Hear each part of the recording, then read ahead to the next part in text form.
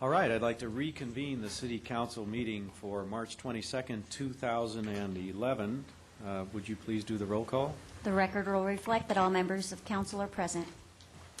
Thank you. Do we have a closed session report, Mr. City Attorney? We do, Mr. Mayor, and the closed session matters are reflected in Roman numeral 2 of your agenda. The council discussed those matters as reflected there in the agenda, and no reportable action was taken. Okay, well now we would like to do the Pledge of Allegiance and the invocation. Boy Scout Troop number 37 will present the colors and do the Pledge of Allegiance for us, and then I will do the invocation after they are finished.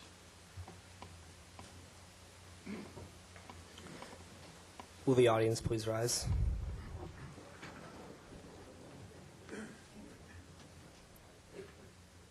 Color guard attention. Color guard advance.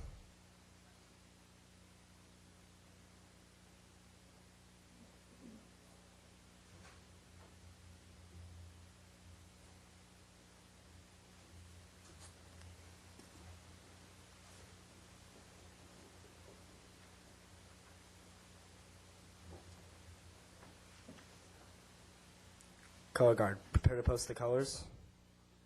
Post the colors. Scout salute. Will the audience please join me in the Pledge of Allegiance? I pledge allegiance to the flag of the United States of America and to the republic for which it stands, one nation, under God, indivisible, with liberty and justice for all. 2. Color guard, please pay your respects. Color guard dismissed.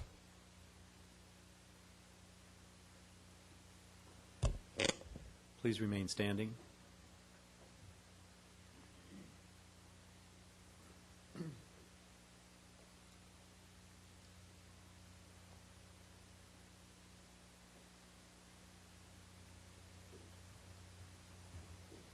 Gentlemen, thank you very much. As for the invocation, we were reminded today of a quote from one of dear Lord, one of your most reverend disciples, Mother Teresa, who said, "The biggest problem in the world today is that we draw the circle of our family too small." Since our last council meeting, the truth of that sentiment rings in our minds every day as we witness events large and small outside of our beautiful city of Newport Beach and our Newport Beach family. Events such as the terrible earthquake in Japan, the actual and expected savagery in Libya that has drawn us into yet another war, and closer to home, the tragic and seemingly unnecessary death of Guy Pham in Costa Mesa. In each case, there is personal loss and terrible pain suffered by real people on many levels that we cannot begin to appreciate. The people affected by these tragedies are real, and they are part of the brotherhood of man. They are our family in the greater circle of our world. We share their pain and beseech you, dear Lord, to comfort them in their hour of need. Lord, we also know that you are infinitely loving and benevolent as you shepherd each member of our family on earth. As imperfect mortals, though, we often fail to understand your greater plan for each of us, and we cannot understand how these terrible events are consonant with your love and benevolence. In the invocation for the last council meeting, we prayed to you to make us strong. Tonight we pray more than ever for that strength and ask for more. We ask that as time passes, you reveal to us an understanding of your plan and how these recent events may yet yield a better world for our earthly family. And we ask, as we go about the daily business of our city and our individual lives, that your perfect guidance will always be with us, and that you will help us understand and be ever mindful of the need to value, respect, and cherish each and every member of our family here on earth. Amen.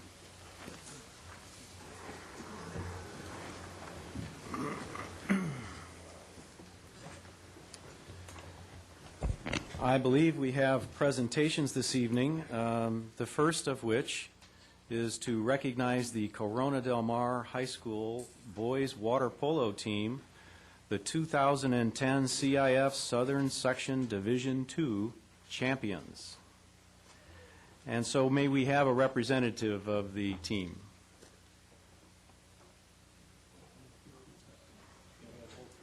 I think we have the whole team, yeah. Strapping young men. Good evening, ladies and gentlemen of the City Council, Leslie Daigle, Dave Kiff.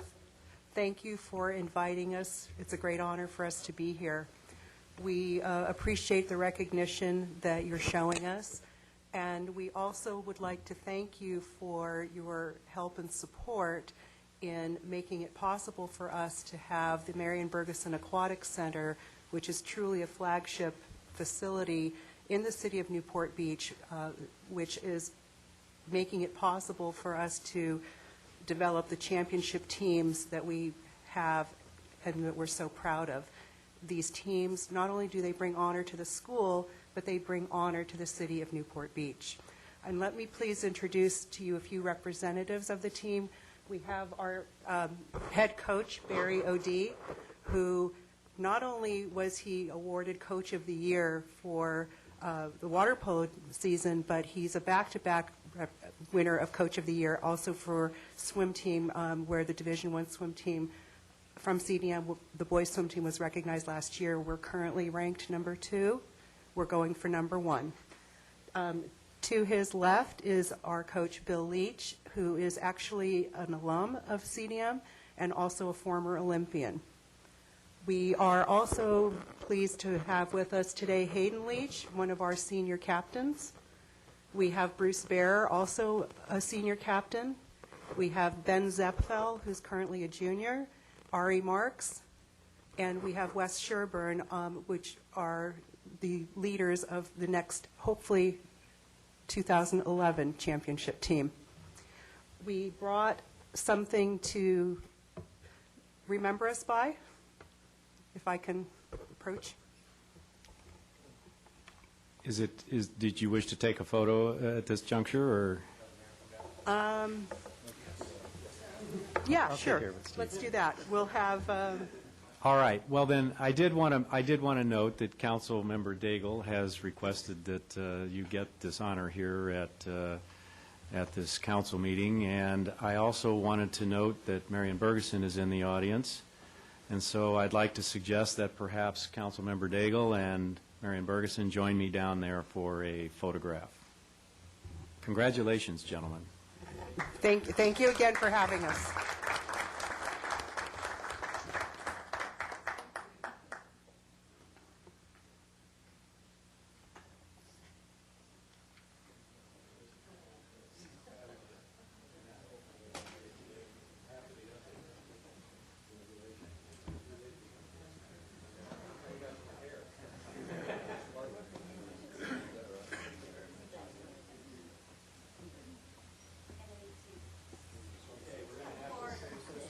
Around a little bit here.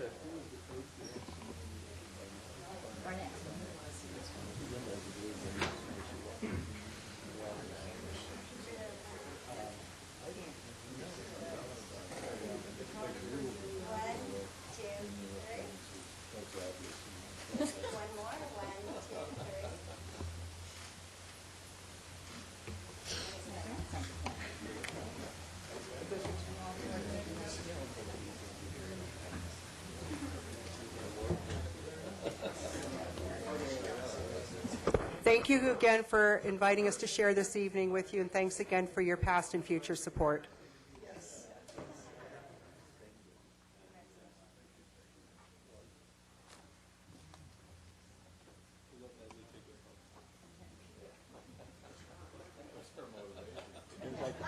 Near as I can tell, they're all using the correct fingers.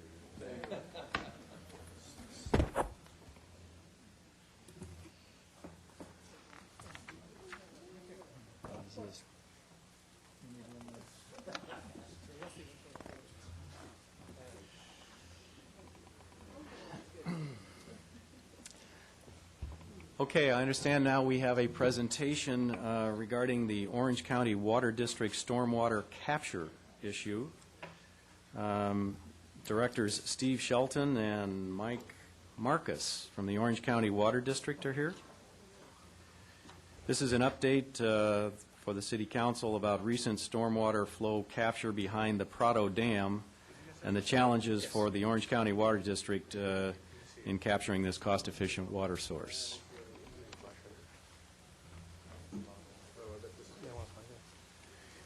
Thank you, Mr. Mayor, members of City Council. My name is Steve Sheldon. I am your elected representative on the Orange County Water District.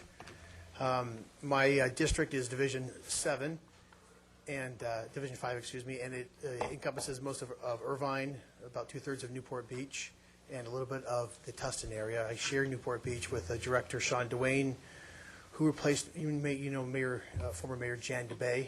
She stepped down from our water district. Sean was elected to take that seat when she chose not to run for re-election. Joining me today is Mike Markus, our general manager. So if you have some tough questions, he'll be able to answer them because I probably won't be able to. And I want to thank you. We wanted to come and update you on the stormwater capture and just the kind of the general state of water here in Orange County. And we have a PowerPoint, and I'll work through it fairly quickly. The first picture here is a picture of Prado from the back, looking out toward the 71 and the 91, so you can kind of see the inside view of the house, so to speak, that's looking out. Go next. Dave, how do I go there? There you go. All right. Right. As I mentioned, the Orange County Water District is a special district. We overlie the central and north Orange County. We serve 2.4 million people. And the 65 and 35 is the groundwater for our service area and for Newport Beach. 65% of your water comes from groundwater. The other 35% comes from imported water, which is from the Bay Delta and the Colorado River. And we know with the issues up in the Bay Delta, that water is expensive and not reliable. And so the groundwater we're trying to make more and more reliable.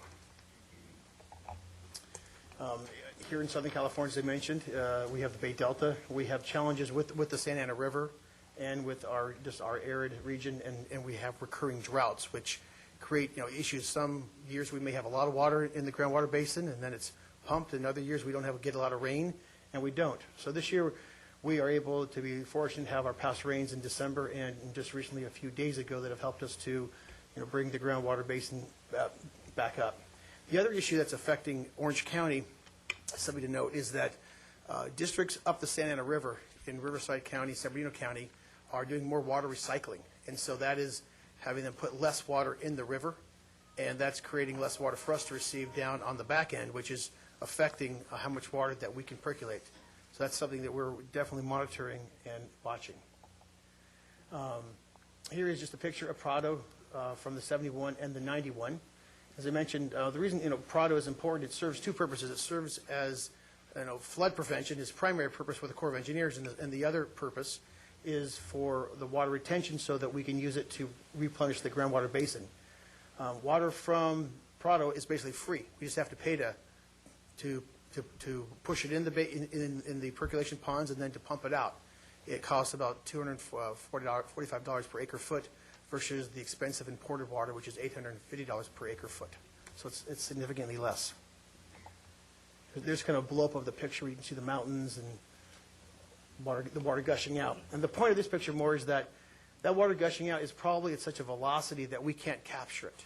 So we try to coordinate with the Corps of Engineers during rains, that I'll get into further, that when they reach a certain elevation, they have to let the water go a lot faster because they have that 505 or 498 elevation that they have to meet. And we always try to coordinate with the Corps to slow down that release, because if it goes too fast down the river, we can't capture it. Here's just kind of a picture we put together showing in the non-flood season, the Corps of Engineers stores the water up to 505 feet, which is from March 1 to September 30, and we're in that period right now. And then during the flood season, it goes down to 498. So when we're in that heavy December rain, I'll be able to show you further, we weren't able to capture a significant amount of water was not able to be captured during the rain in December, which is a problem, and we're constantly working to resolve with the Corps of Engineers. Here's a picture of the outflow. You can see it flowing fairly quickly. The Corps can release water as high as 4.5 million gallons per minute during the flood season. And we're only able to capture it at 450,000 gallons per minute or less. So sometimes that water can flow out significantly faster than we're able to capture it. And again, we work with them to slow down the flows, and it's in everyone's best interest to do that. This past rain, we recorded 32.5 billion gallons of water was stored behind Prado. We were able to capture a large amount, though not enough. As the Army Corps, as they released the water, 26 billion gallons was lost to the ocean.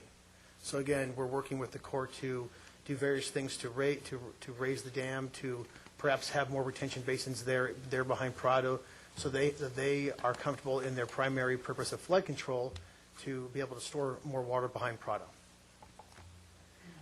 Because of the recent levels of rain, our basins are full. The basins that you might see in Anaheim, off the 91 and the 55, the Santa Ana Fishing Lakes, that's a large basin we call Warner Basin. And we have other basins in Orange, and those are full, and we're managing those. Unfortunately, again, our Army Corps does release faster than we can always capture. So that's a quick update on the stormwater. I know with the rains, we got some questions, and we want to come in and answer, make this information available.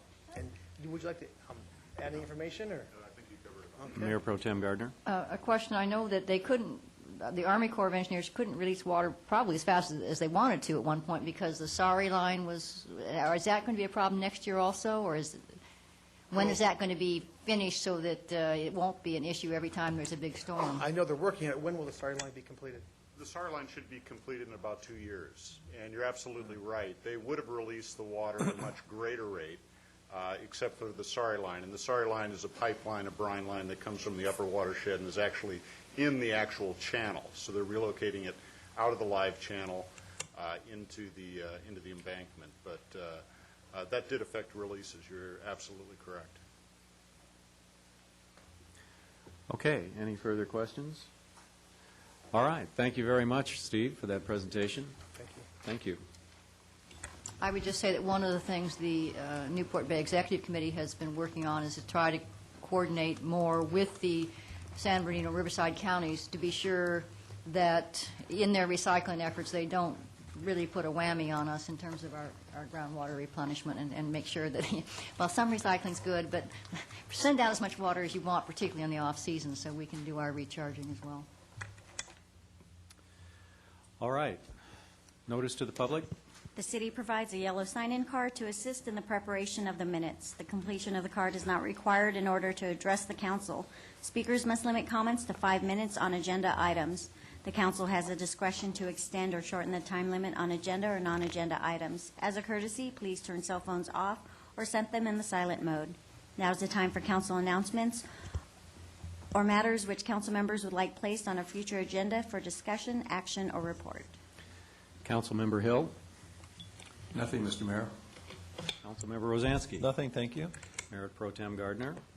We received an email from Dudley Johnson about Castaways Park, and he had found the original ordinance, which talked about natural setting and unobtrusive additions, and wanted a response, I believe, from the city attorney's office as to what the interpretation of that was in terms of the potential placement of the Reagan statue and also the memorial that's there now. Has there been a response, or did you even get that email? No, I received the email. Okay. I received it, I believe, on Friday. Okay. I know it hasn't been very long, so. And I've gone over the issues with the planning director as well as Parks and Rec, and discussed it with Mr. Kiff, who's the council delegated the determination to. In the end, the question is whether or not the placement of the statue, or for that matter, 1-1, is what one would call unobtrusive. That's the word utilized in the ordinance. It's in our PC text, which is in effect a specific plan for that area. And it really depends on what's going to be recommended, where it's going to go, what's its size going to be, what's the ultimate position. I've spoken with the city manager. I believe that once we get that final recommendation, that finding must be made in order to stay consistent with the PC text, that whatever is placed there will be unobtrusive. Now, who makes that determination? Normally, it would be the planning director, but the council has delegated this decision to Mr. Kiff. So my recommendation to Mr. Kiff is to get the input of the planning director before he makes a finding. And you may want to kick it back to us. The council's already taken the action to give it to Mr. Kiff, though. I thought we had a provision in the zoning code that we were exempt from the zoning. We wrote that into the new zoning code. No, we did. That's not exactly it. You can exercise that, but I'm not sure PC text falls into that requirement. Yeah, the new zoning code does have a provision that does allow the council to waive certain projects that the council does, but they have to outline specifically what it is they're waiving. So it's a specific council action for a particular project. It has to be affirmative. Yes, it is. So anyway, have you responded to Mr. Johnson at this point? I have not. I will do so, though. And would you CC us so we can, Oh, sure, absolutely. if he gets back in touch with us, we know exactly what's been communicated? Absolutely. Thank you. We did acknowledge his correspondence, but no. Anything else, Nancy? Okay, Councilmember Daigle. Yes, next Wednesday, we're going to have the 40th Annual Police Appreciation Breakfast, and that's being held at the Marriott. The event is sponsored by our business community, and certainly protection of life and property is paramount here in Newport Beach, and the essential services provided by our police department. And so we recognize the hard work and also some of the exceptional police work that's being done in our community. And I know that we have, the district attorney has had many successful prosecutions, and a primary reason of that has been the very thorough police work being done in our community. So I know the council, we all regularly attend, and I look forward to this day of recognition myself. So thank you. Councilmember Curry. When the Japanese tsunami was announced, I know we have 3 phone lines at home. We had 3 phone calls between 4:15 and 4:30 in the morning. And I think our system worked very, very well. The Emergency Operations Center was operational. I was flying to Washington that day, and City Manager Kiff kept me informed about what was happening up and down the California coast by email. And fortunately, we did not have serious damage here, but more than $50 million of damage occurred along the California coast resulting from Japan. And I think that tells us a couple of things. First of all, the importance of the resources that we've dedicated to the early warning and advisory of tsunami warnings in our city, but also the importance for all of us through programs such as CERT to be responsible for our own neighborhoods in the event of a natural disaster such as this. So I encourage everybody who hasn't signed up already to think about organizing your homeowners association or your neighborhood group and get involved with our CERT program, our community emergency response team, so that you're trained and have the proper equipment in the event a natural disaster were to strike our city. Thank you. Councilmember Selich. I have nothing this evening.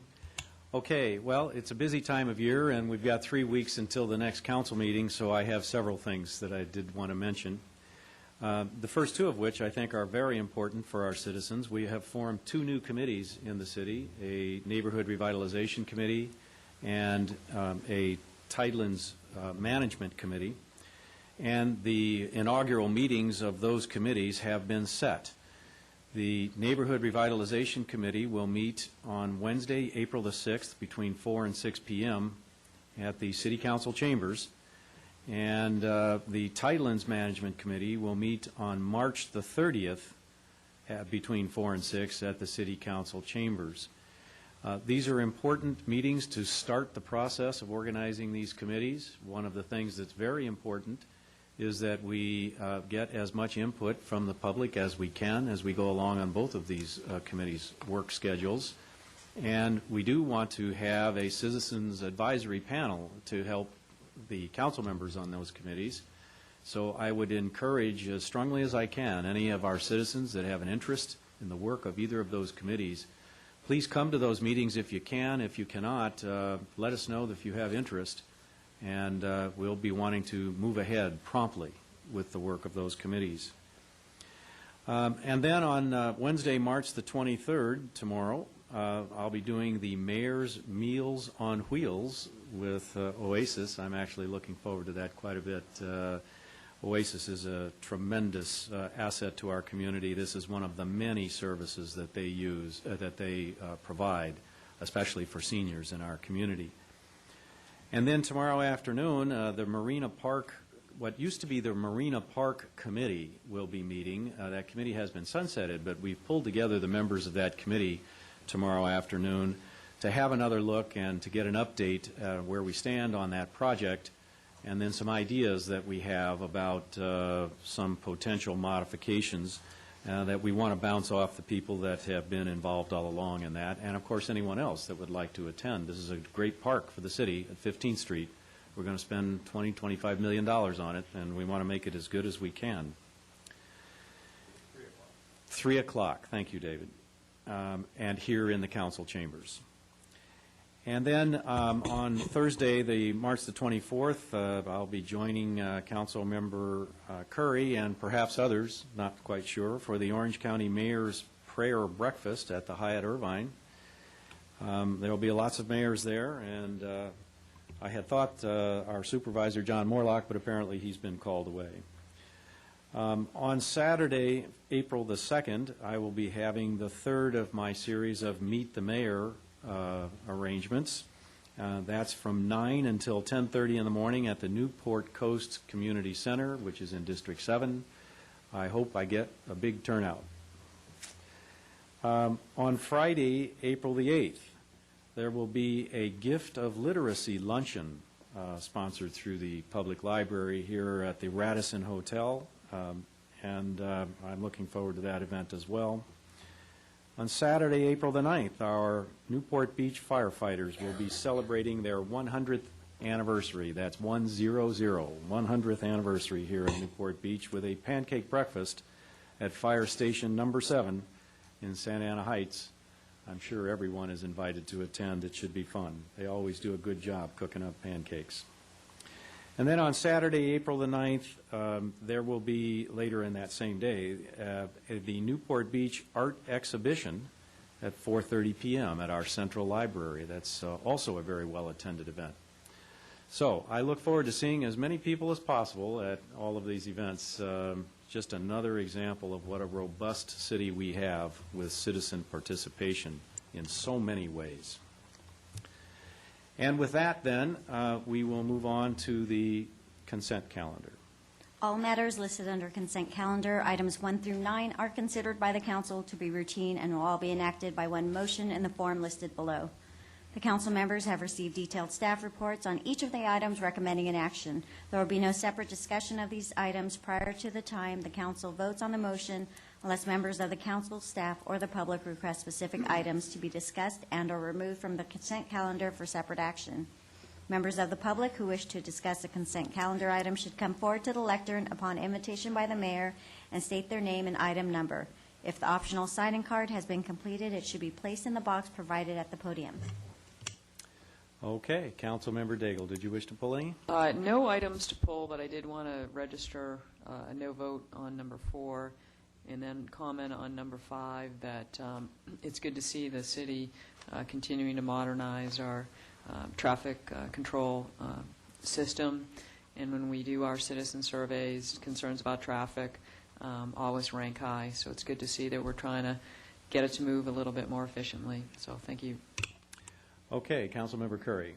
Yes, and on the same vein on item 5, which is the acceptance of our traffic signal synchronization program, Steve, what is our schedule for phases 6 and 8, which extend this program to Harbor View and the Newport coast?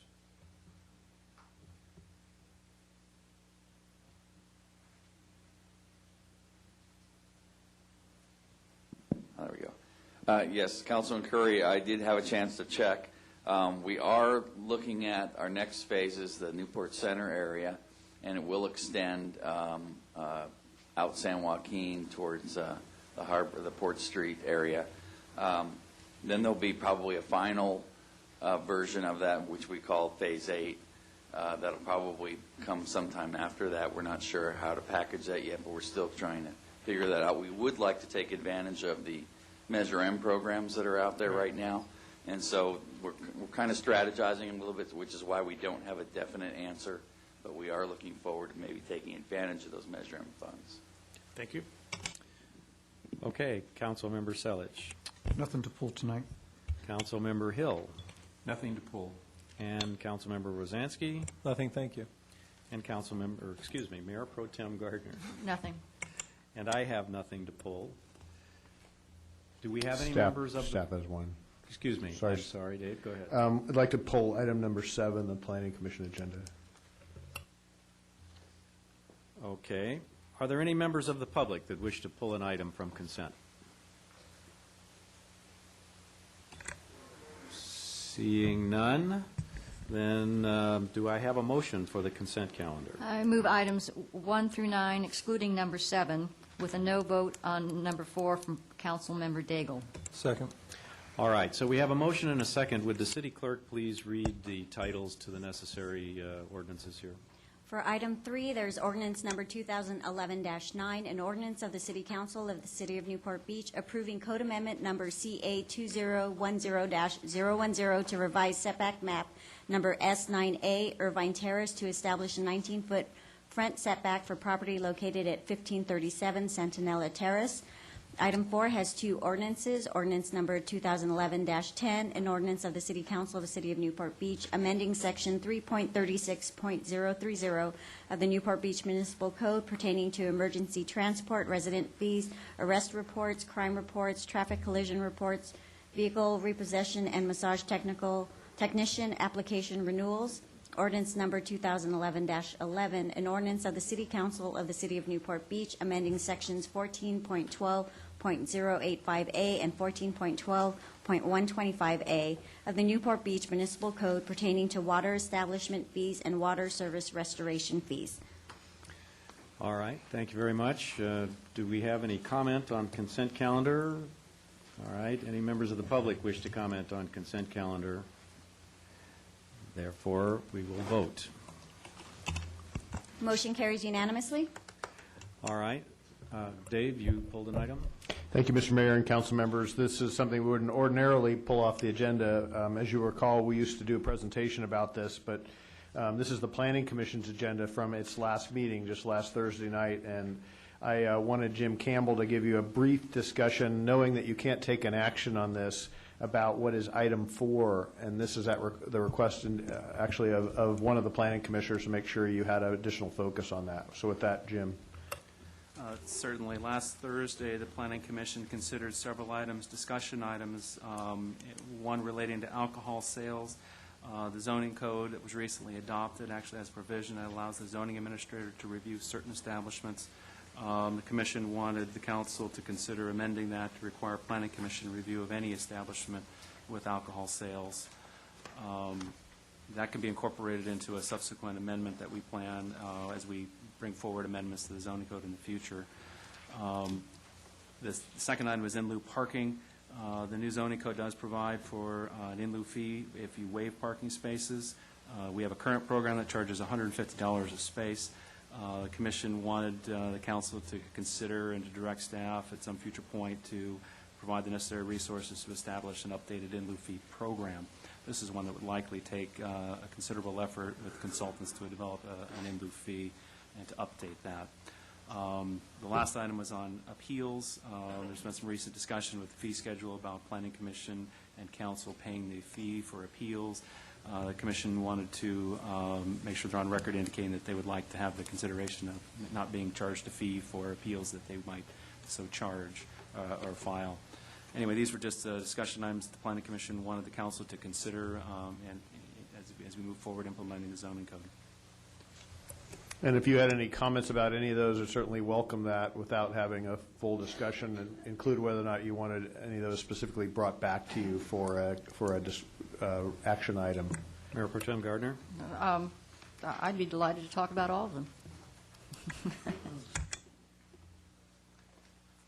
Any other council comments on that? I'd be interested in hearing about them as well. Okay. Do we have any members of the public that wish to comment?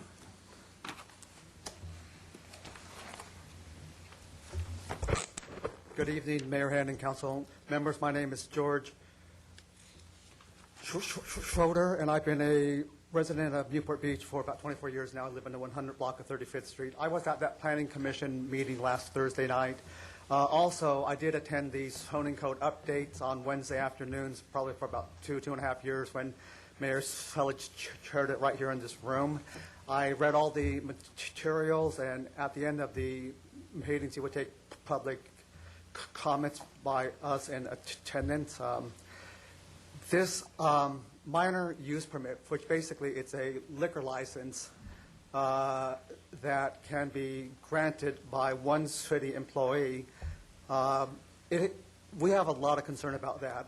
When I was attending the meetings, I did read the materials and catch that. I did speak to a member of the planning staff. I said we have certain areas in town where we have an over-concentration of liquor licenses. Even a beer and wine operation that would close at 11 p.m. could be a concern. And I was told by that planning employee that, well, in an area that has an over-concentration, we probably would not put them there.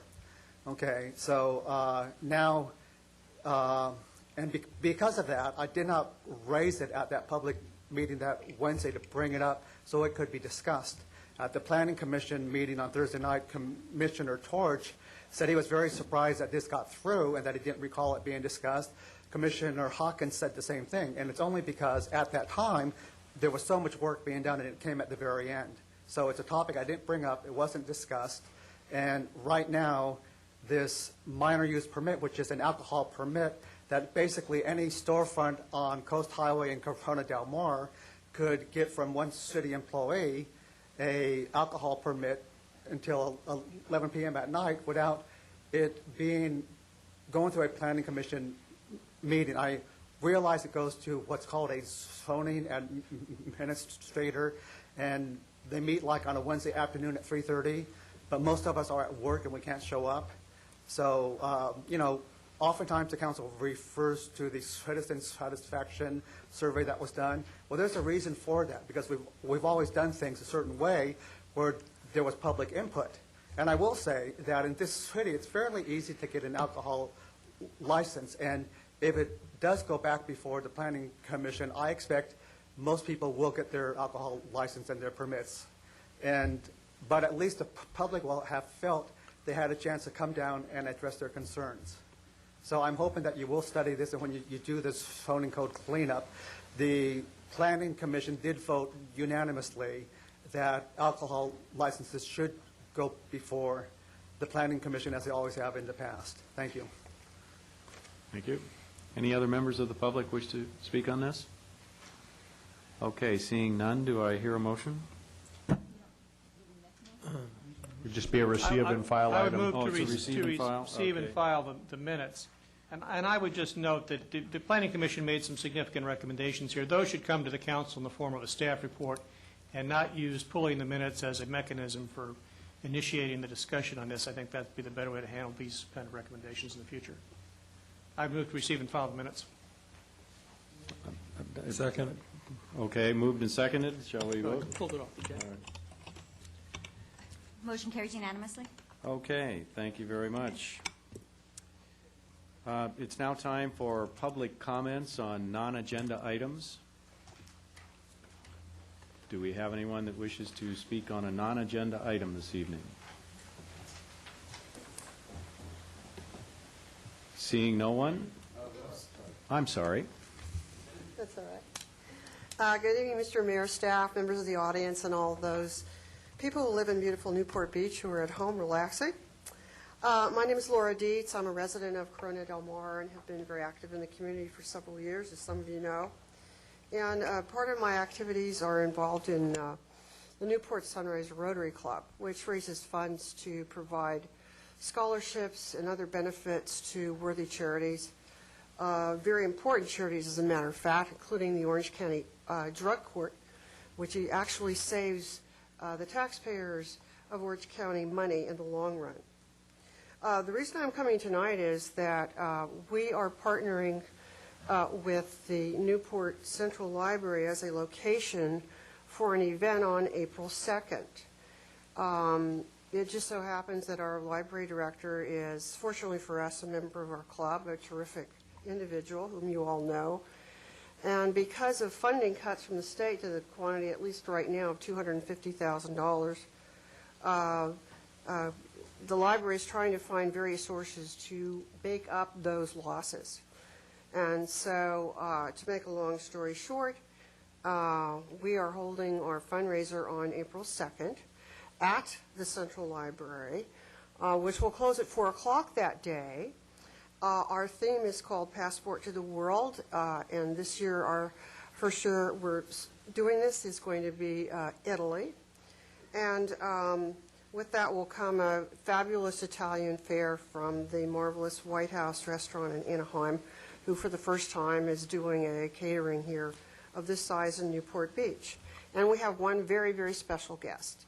Our club has been very, very active in supporting our 1st Battalion, 1st Marines. And Sergeant Major Troy Dabney, who recently was transferred out to 29 Palms, is going to be our guest that evening.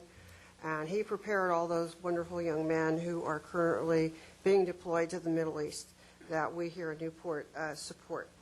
So I encourage anyone that would like to attend the event to give me a call. My home number here in Newport Beach is 721-8035, 721-8035.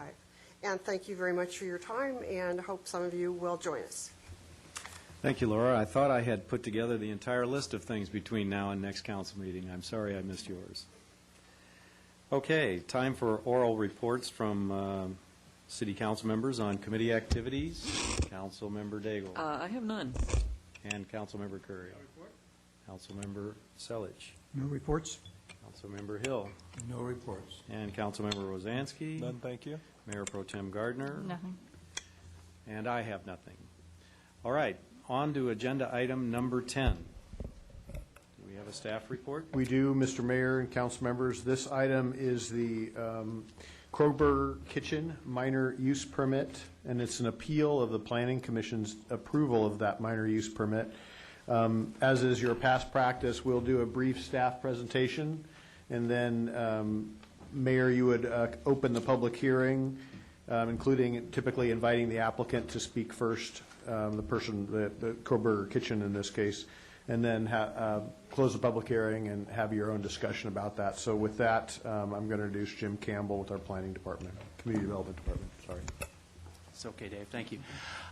This is an appeal of the Planning Commission's approval of Kroger Kitchen. It would be located at 3107 Newport Boulevard in the Landing Shopping Center, which is undergoing renovation here at the corner of Newport and 32nd Street. The establishment will be located directly here, which is close to Newport Boulevard. Recently authorized a Chipotle in this location, and this is where the new Vons would be going in. So this is a small eatery. It's a restaurant. We have tables inside, and we also have an outdoor patio in this location, and the kitchen here in the back area. The zoning administrator did approve this project back in January. It was appealed by 2 planning commissioners, and the planning commission conducted a hearing very recently, and they did approve the restaurant with several conditions. And I just this was really the subject of the appeal that was filed by Councilmember Rosansky, really related to the hours of operation on the outdoor patio, and so I just prepared this small chart here indicating the difference between the two. The hours of operation of the business would be 9 a.m. to 11 p.m. Daily. Outdoor dining, as approved by the zoning administrator, would be closing at 10 o'clock, and that was based upon a recommendation of the police department. And alcohol service would not be restricted at all on the outdoor patio. Now, the Planning Commission did take a look at the design of the patio, looked at the barriers, and they were concerned about minors who do access this location. They're also concerned about noise. Ultimately, their consideration led to a restriction that would cease alcohol sales on the patio at 11 p.m. We're available for any other comments and questions that the council may have about the establishment. And that concludes my presentation. All right, before I open the public hearing, does any council member have a question here of Jim? All right, then I'd like to open the public hearing. Is the applicant here? And do you wish to make a presentation, sir? My name's Steve Geary. I'm the applicant. And the project itself at Kroger Kitchen is planning to open a gourmet burger shop in town. We are going to have a beer and wine license. And the hours that the zoning administrator gave us, we felt were fair and sensitive to the neighborhood. While we want to add to the joy and entertainment of the community, I'm a resident of Corona Del Mar myself. I think the restrictions that were put on us through the Planning Commission weren't reasonable at that point to stop serving alcohol on the patio or beer and wine. The mention of the sound factor in the neighborhood, I had an acoustical engineer come out and do a study in January, in mid-January, that says should be in the report there, that the actual anticipated sound levels from our patio to the nearest residence would be significantly under the ambient sound levels that are present, and this was on a Wednesday night in January. So we didn't really feel that the restrictions of the time element for the patio, that the noise levels would reach a point that it would be detrimental to the neighborhood. All right. Thank you, sir. Do any council members have a question of the applicant? Okay. Thank you very much. Do any members of the public wish to comment on this?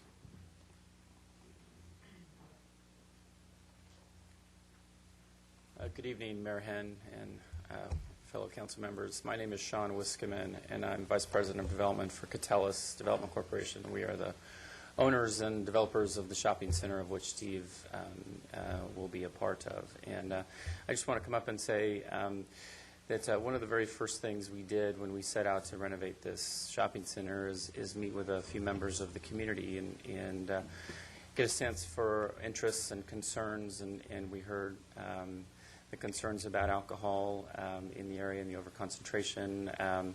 And so we're certainly sensitive to that. But what I really wanted to say is that we really set out to find operators of the shopping center that will be complementary and good corporate citizens. And when we met Steve and saw what he's done in Cornell Mar, we were so enamored with his operation and him as an operator and running such a professional restaurant that we felt that this is the perfect use for what we're trying to do within the shopping center.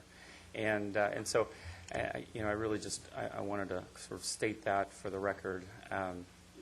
And we've worked very closely with him. We've also kept the members of the neighborhood up to speed. We've encouraged them, some of the members of the community, to meet with them, and so we feel like we've had really positive dialogue. We're a little bit concerned about the action the Planning Commission took. It's a little concerning to us as to the concerns over the alcohol in the patio. But I just wanted to say that we're thrilled to have Steve. We think he's going to be a great addition, and I'm also here to answer any questions you might have about the shopping center in general. But anyway, just wanted to state that for the record. Sean, on that point, do you have a grand opening date? I know you're going full blast over there. Yeah, we sure are. So it looks like now right around mid-June is when we'll have our first sort of a grand opening. We're anxious to get our tenants started on their interiors. Right now, the only tenant that's out there, two tenants that have started their interiors are pavilions. So Vaughn's has started with their pavilions market, and they have an anticipated opening in late May. And Chase, as you might have seen lately, has started framing, and they have an opening date that's, I believe, a little bit later in June. But we hope to turn over to Chipotle, to Steve here in a few weeks, and our other tenants, and we expect them to open in the early to mid part of June. And with that, we're excited to do a grand opening and bring members of the community out, and so that'll be more to come on that. But we're just anxious to get our folks started. So. Well, we're anxious for you to get that done too. It'll be a great addition to our community here on the peninsula. Oh, thank you. We're excited about it. It's been a long time coming, and we can't wait for that day. It'll be a special day for us too. Any other questions of Sean? Okay. Do we have any other members of the public that wish to comment? Good evening, Mr. Mayor and members of the council. My name is Don Chambers. My wife and I have been residents of Newport Beach since the mid-'60s, and it appears that over the years, Newport Beach has become a destination drinking resort rather than just a destination resort. We've got enough bars in Newport Beach. I'm here to encourage you to uphold the Planning Commission's recommendation on the use permit. I would suspect that if any council members lived within a block of a Rudy's Pub on Newport Boulevard, which I do. I live at 123 31st Street, so about 2 houses in from Balboa Boulevard towards the ocean. But if you lived in that general area, you would be disturbed by the noise like my wife and I are from Rudy's. This is just going to compound the problem. You've got another outdoor, so to speak, patio drinking establishment trying to go till 11 o'clock at night. It's not reasonable. We've got enough in Newport Beach already, especially in that area. Notwithstanding the recommendations or the findings of the sound engineer, which is all theoretical, okay? I'm in the building business myself, and I know all about these consultants and what they come up with and their models and all that kind of stuff. You have to live there to understand it. You have to be in the area at night to know what kind of noise is being generated. So in closing, I just want to encourage the council members to uphold the Planning Commission. They've spent a lot of time on this issue. Thank you. Thank you, sir. Other comments?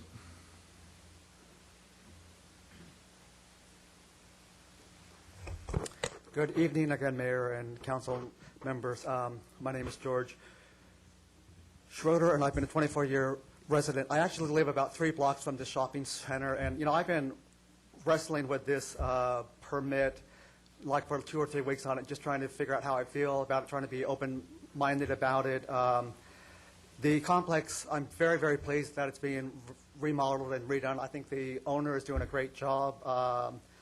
And I want to believe that adding more liquor licenses won't exacerbate the problem that we have. Because of who this operator is, I'm tending to believe probably it won't add to the problem that much. I do have my offices in Newport Center, and a bunch of us do go over for lunch at his location there. But I am concerned that we're going in a direction where we have an area where we have 78 liquor licenses in reporting District 15. That's 1 liquor license for every 38 people, that more and more are going to be added into the mix. And that, you know, 5 or 6 years from now, we'll have 1 liquor license for 25 people. We'll have 125. I'm hoping that you can say no, that you will say yes to some people and no to some. You know, I do have a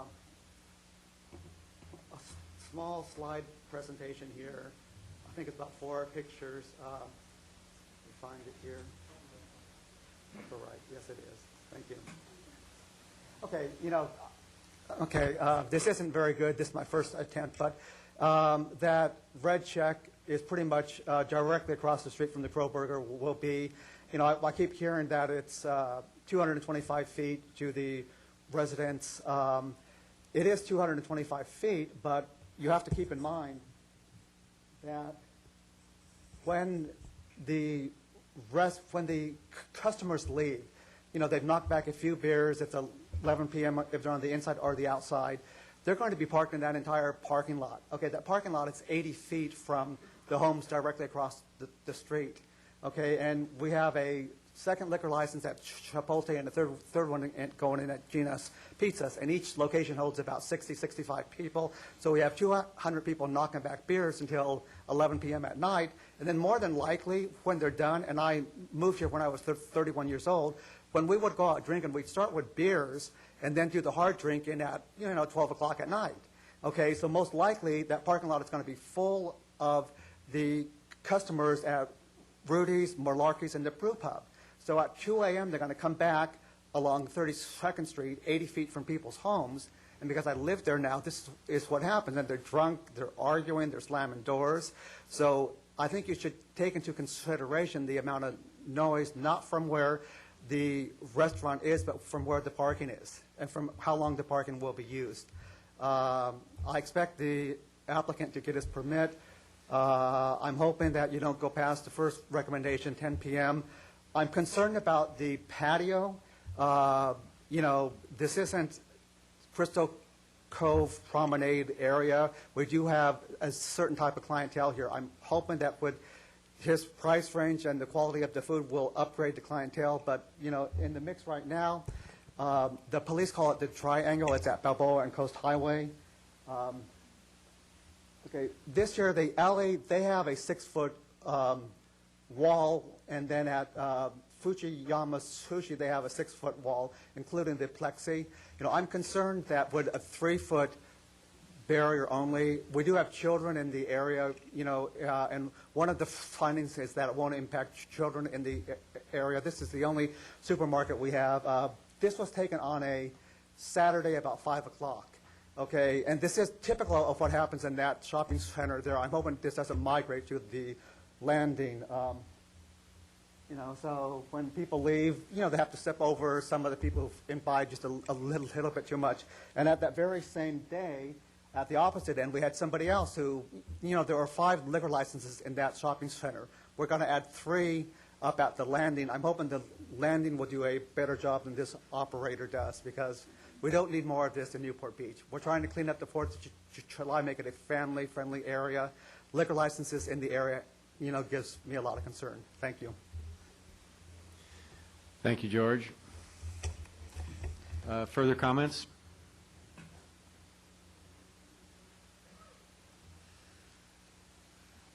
Good evening, Mr. Mayor and members of the council. I just wanted to say that I'm the architect for... May we have your name, please? Yeah, my name is Craig Oka. I'm the architect for Steve on the Kroberger Kitchen. So if you have any questions about the facility pertaining to the design of it, you can ask me.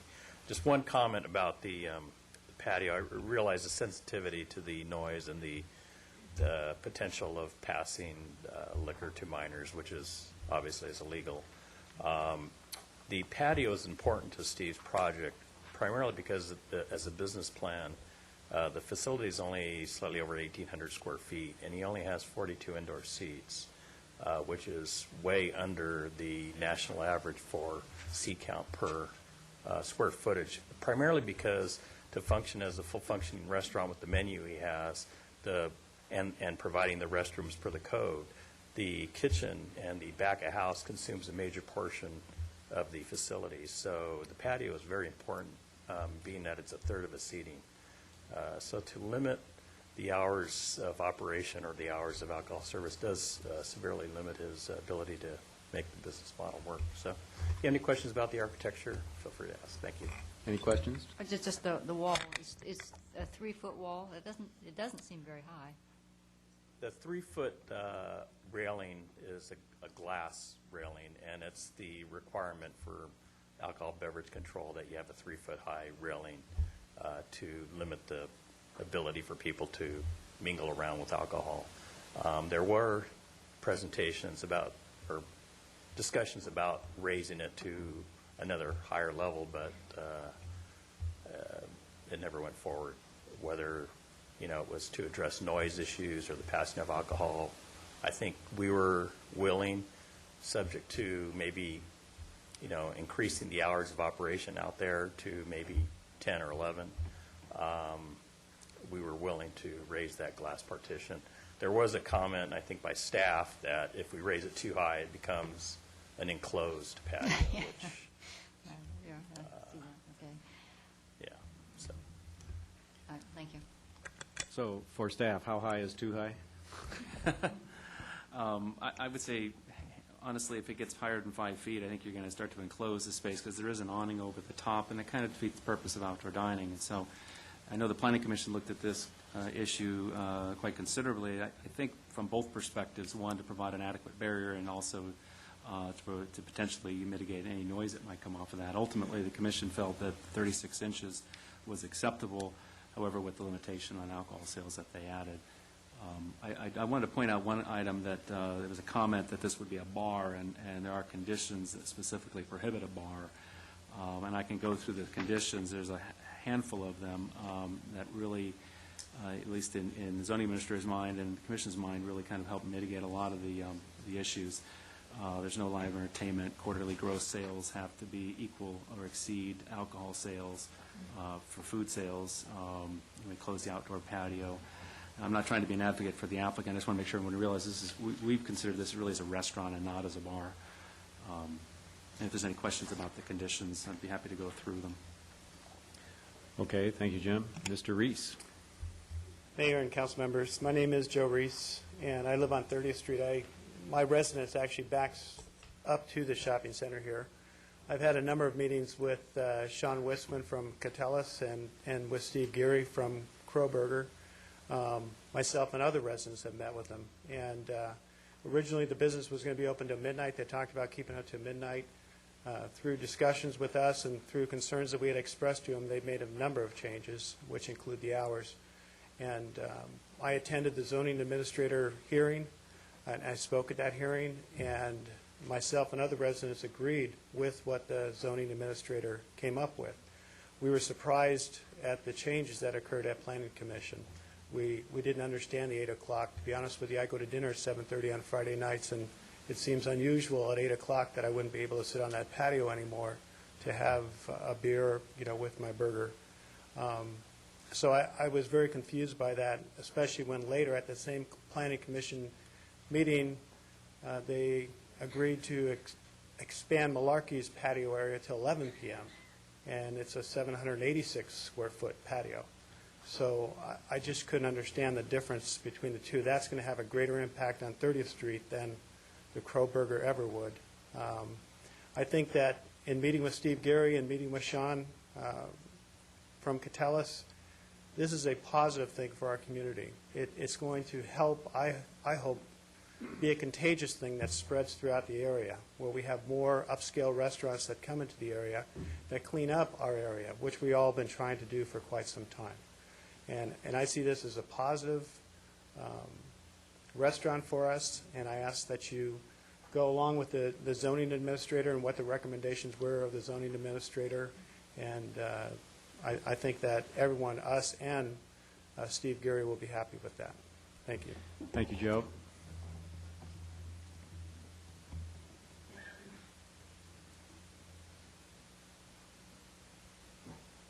Hello, I'm Barbara Chambers, and I, with my husband, we reside at 123 31st Street. And the thought of people sitting out on the patio across the street from us till 11 o'clock at night, it's drinking, it's really too much.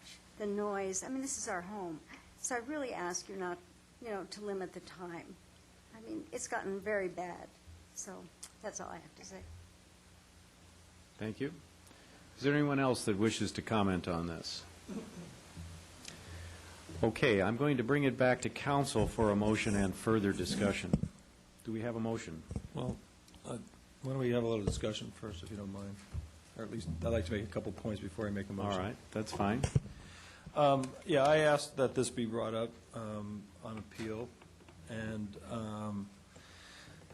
several points here were already made, but I'll just reiterate them. This is not a bar. It is a restaurant. I've also frequented Mr. Geary's operation down in Corona Del Mar, and he does run a very high-class operation, high-class clientele there. His restaurant is only going to be open until 11, and most bars, they don't get started until 11, so it's clearly not a bar. As far as Mr. Schroeder's point about, people parking in the lot and then leaving, and Rudy's, I understand that as well, but, it was a retail center before, it's going to be a retail center after, and if Rudy's people were going to park there now, they were parking there before, and I don't think that's really going to change much. So I don't really see that as a factor in Mr. Geary's operation either. The police recommended 10 o'clock, and I think that they're ultimately the ones that are going to have to deal with the problems if there are any generated from there, and I trust that their recommendation is a good one. And I also appreciate Mr. Reese's points here as well, that it seems a little incongruous that we'd approve, or the Planning Commission would approve 11 o'clock at Malarkey's, which has been a bar all these years, although I understand that they'd like to upgrade their operation as well, and we applaud their efforts, till 11 o'clock. So I'm willing to support the zoning administrator's 10 o'clock recommendation, and I would make that Motion? the motion. Right. I'll second it. All right, so we have a motion and a second. Would the city clerk read the necessary information here?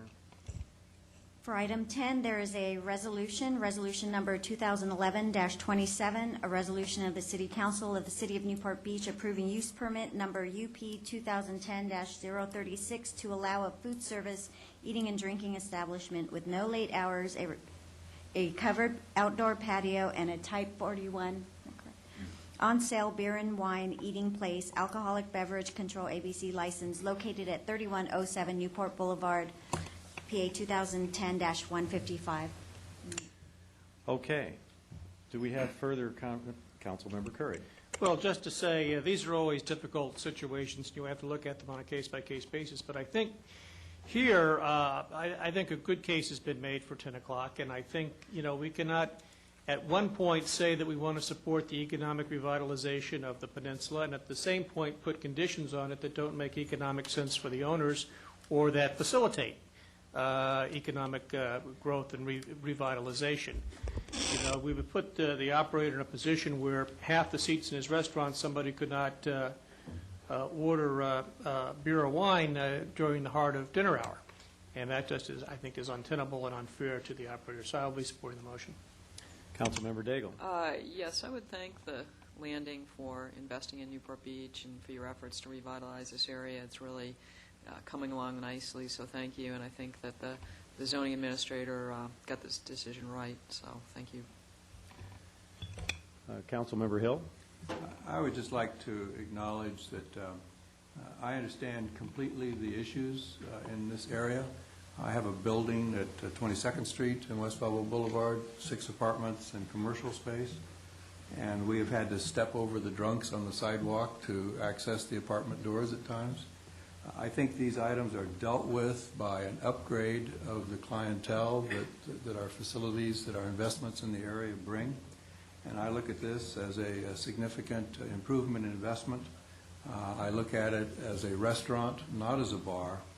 And I think that the motion is very supportable, and I will be supporting it. Okay, well, this is my district, and I, too, am sensitive to the issues here with regard to alcohol prevalence on the peninsula. I'm also sensitive, though, as Councilmember Hill pointed out, that the long-run solution of that is to revitalize the peninsula with businesses that we would like to have there that attract a higher level, a less raucous crowd, if you will. It's very clear that this is a restaurant and not a bar. And so with all of that and the need to walk the line here between revitalization and sensitivity to the residents, I, too, will be supporting the motion to allow alcohol service until 10 p.m. So, Mr. Mayor? Yes. One comment I forgot to make was that there are also 74 conditions placed on the operation of this hamburger place. And certainly we should be able to achieve what we're trying to achieve in 74 conditions. Okay. Any further comments from council? Please vote. Motion carries unanimously. Okay. Thank you very much. On to current business. Item number 11, Special Events Administrative Policy. Do we have a staff report? Mr. Mayor, I do have Tara Finnegan ready to go with a brief presentation, and you've heard part of this before already. This is our new strategy / policy and plan for bringing all special event waivers and requests to you together at once. I'll let you know that you did hear this in study session. Since that time, we invited everyone whom we know of that's asked for waivers or otherwise to a workshop. We held that on Friday. I think it was very helpful to us and to them. What we're asking for tonight is just additional direction on that, because it is an administrative policy. It's one that I will follow, the city staff will follow, based on your guidance. It's not something you formally adopt. And then secondly, we are asking you to consider a different fee schedule, which I hope is good news to everybody that does a special event. That's on page 9, handwritten page 9 of your staff report. And this reflects the guidance we got last time to really just focus on direct costs of things instead of the fully loaded costs. So with that, I'll have Tara make a brief presentation. Good evening, Mayor and Council. And as Dave said, we did come to you at your last meeting, your study session, with this proposal. Since then, we've done some additional work based upon your comments. I'll quickly go over the background and the process itself for those watching that aren't familiar, that weren't able to watch the last study session, and then we'll get into the changes and how we propose to move forward. Our past practice, as the council is aware, is that the city, for a number of years, has supported local community events through either in-kind or financial support. We handle each request individually.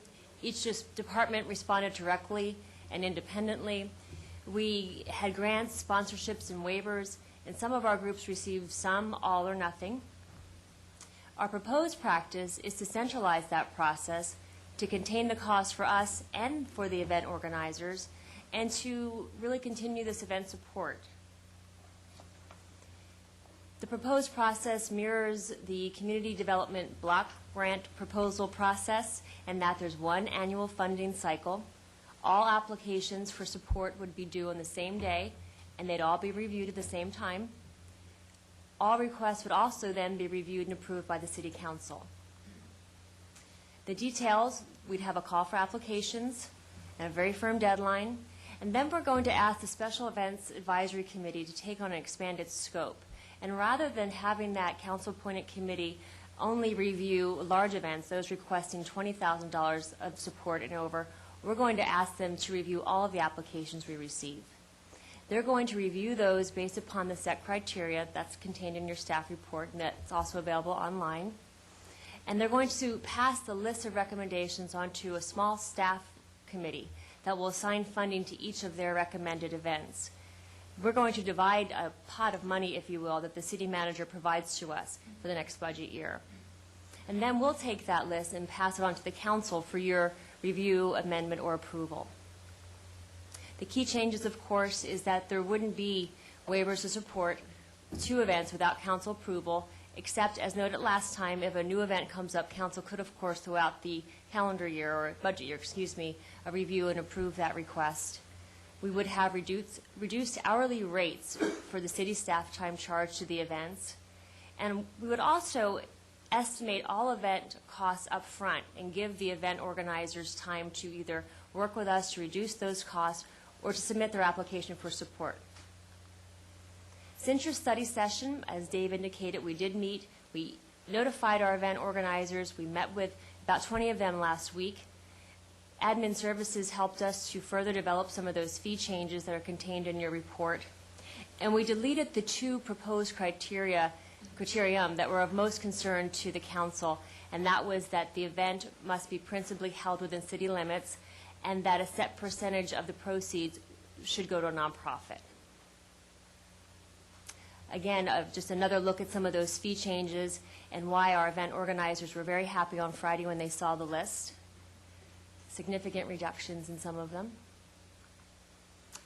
If you agree with the process we're following, we would begin immediately. Tomorrow we'd have those applications available for our event organizers. We would ask for them to be due no later than April 15th, a Friday, at 5 o'clock. Then we would ask the Special Events Advisory Committee to begin its work, reviewing those applications and putting forth the list of recommendations. The staff committee would then assign some funding levels, and we'd bring that back to the council in concert with the annual budget approval cycle in late May and June. Our next steps would be to publicize and open that application process, and then actually to return to the council at your next meeting with a revised Special Event Advisory Committee scope, again, to expand it to review all events. We're also recommending, the police chief agrees, that we would add a police department representative to that committee to serve in an advisory capacity, and we'd also reassign the staff liaison role on the committee.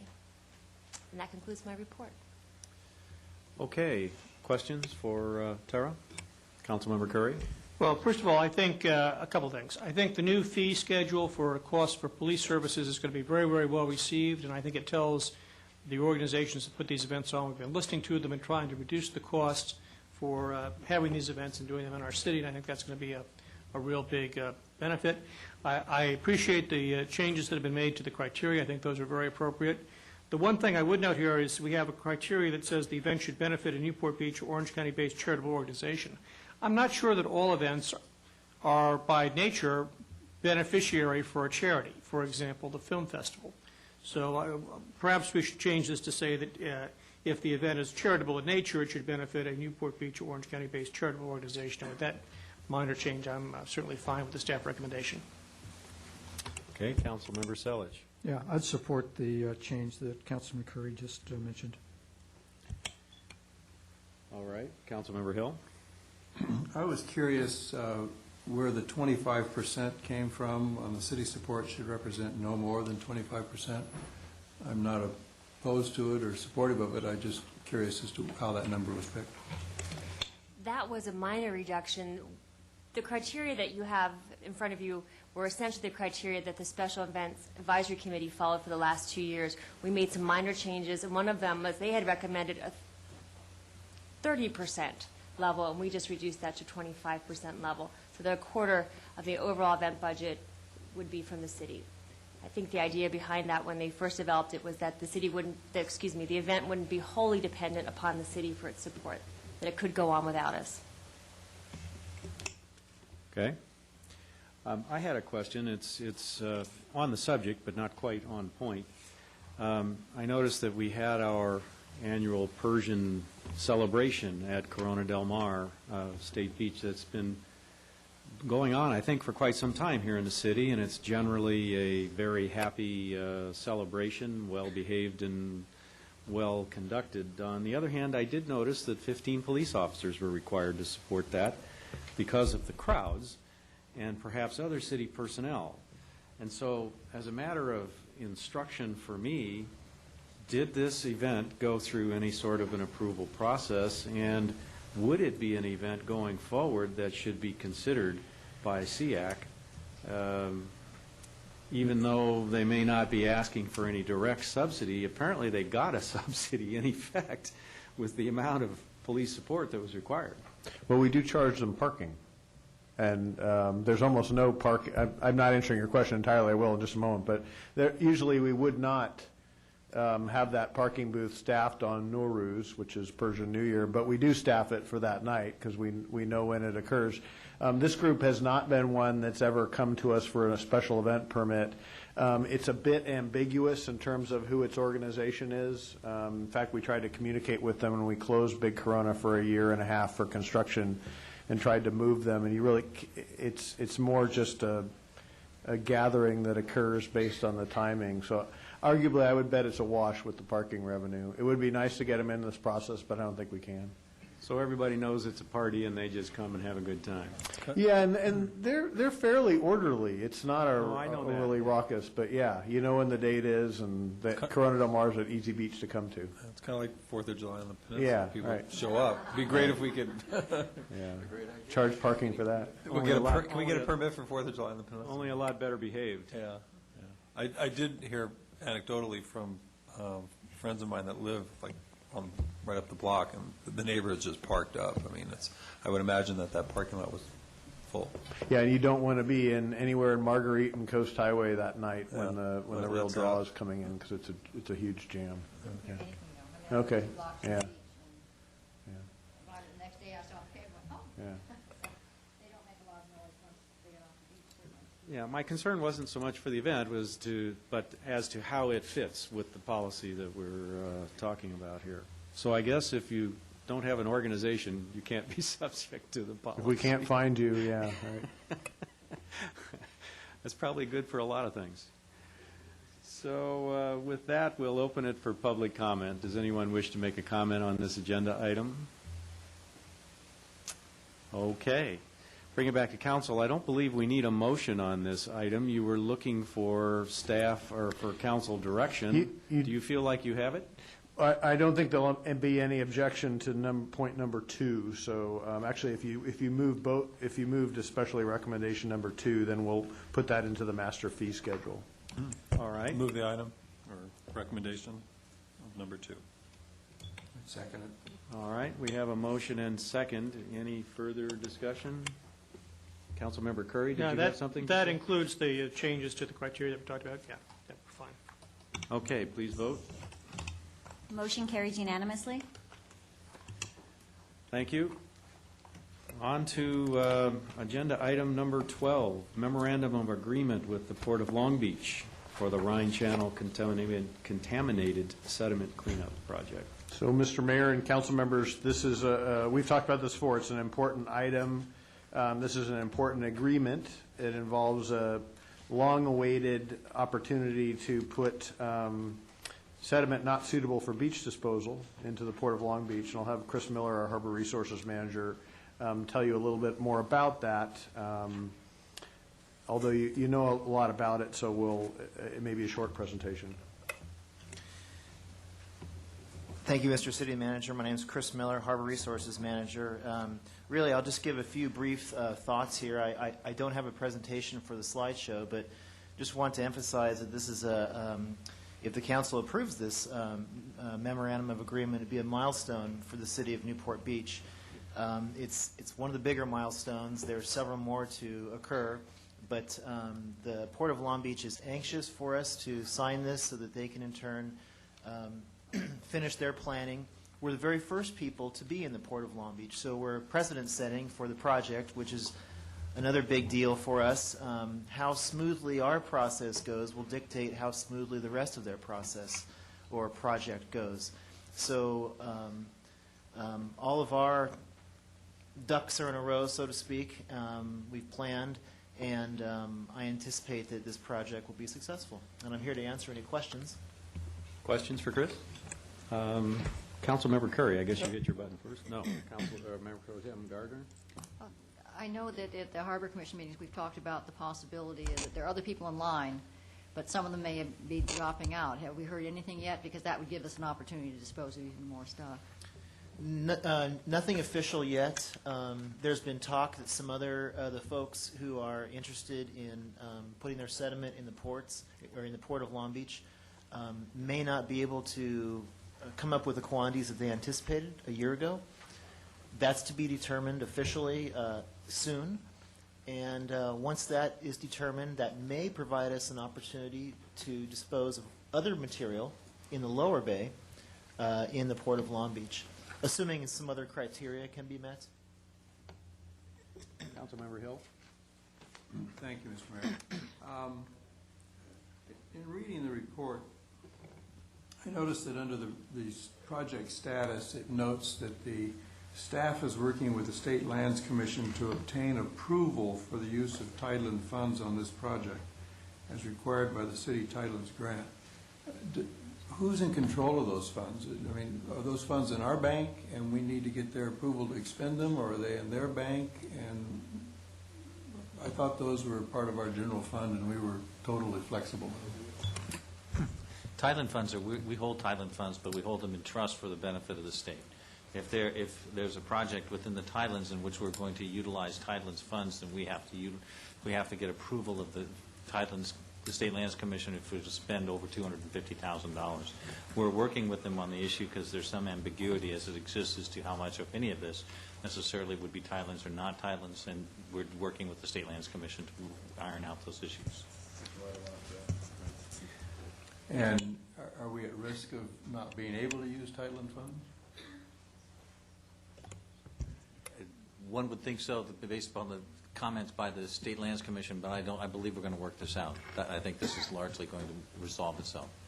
And if we aren't able to access them, we have other funds that we would use? We do. This is a top priority to do and do now.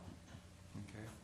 I also appreciated the negotiations comment of a take it or leave it type of agreement with the Port Authority.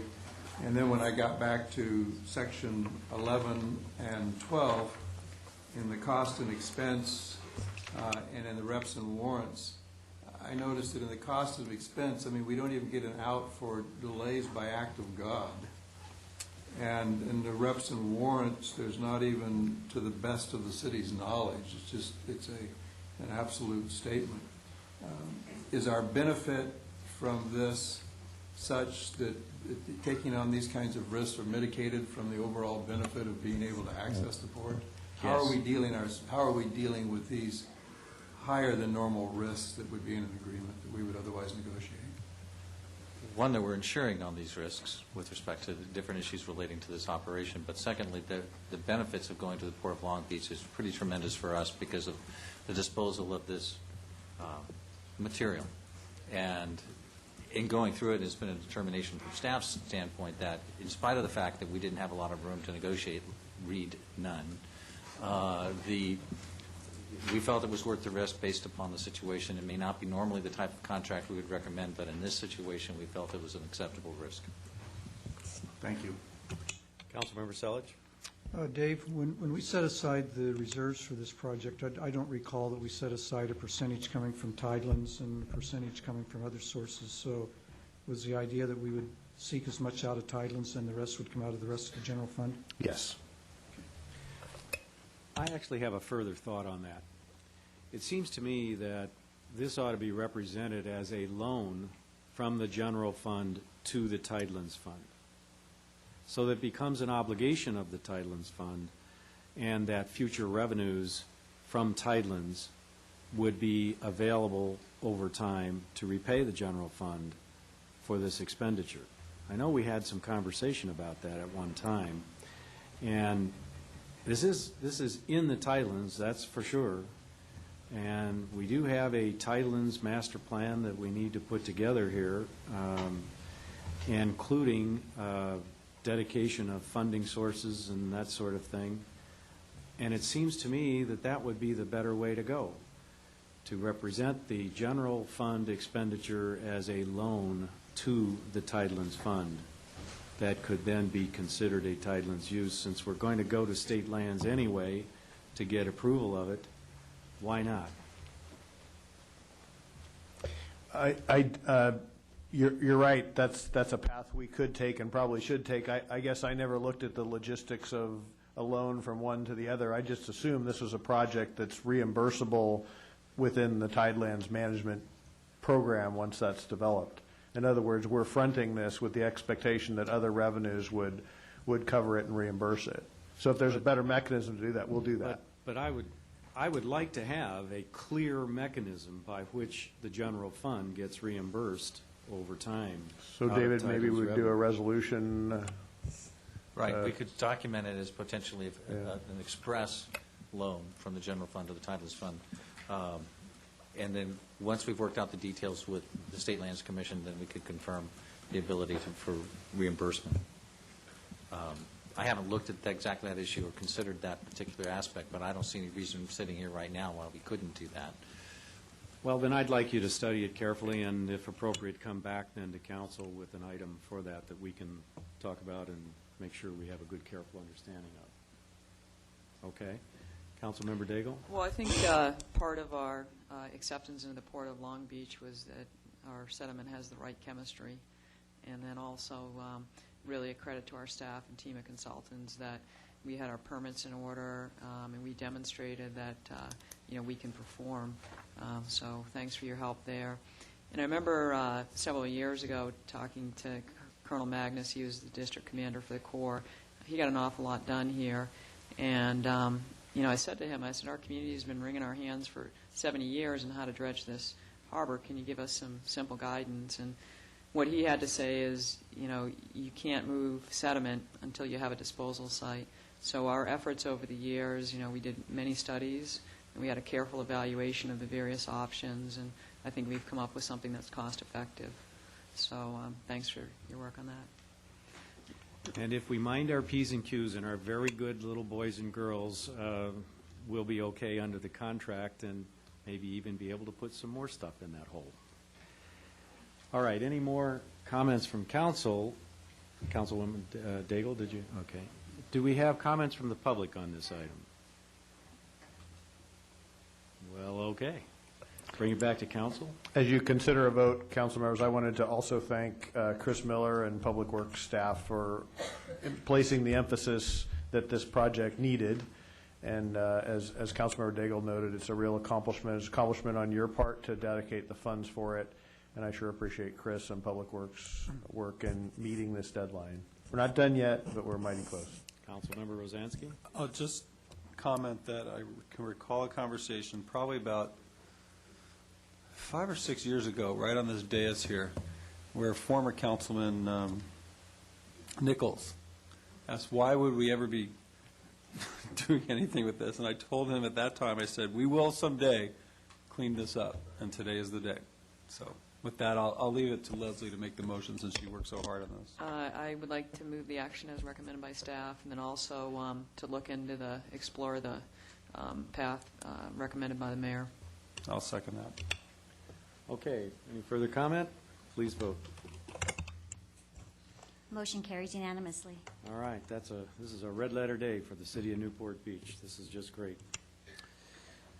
Okay, now then, we are going to move on to item number 13, which is the amendment of the Newport Beach Municipal Code regarding leaf blowers. So, Mr. Mayor and council members, this is returning to you since November 9th of 2010. And we have a proposed ordinance, which I imagine the clerk will want to read here shortly.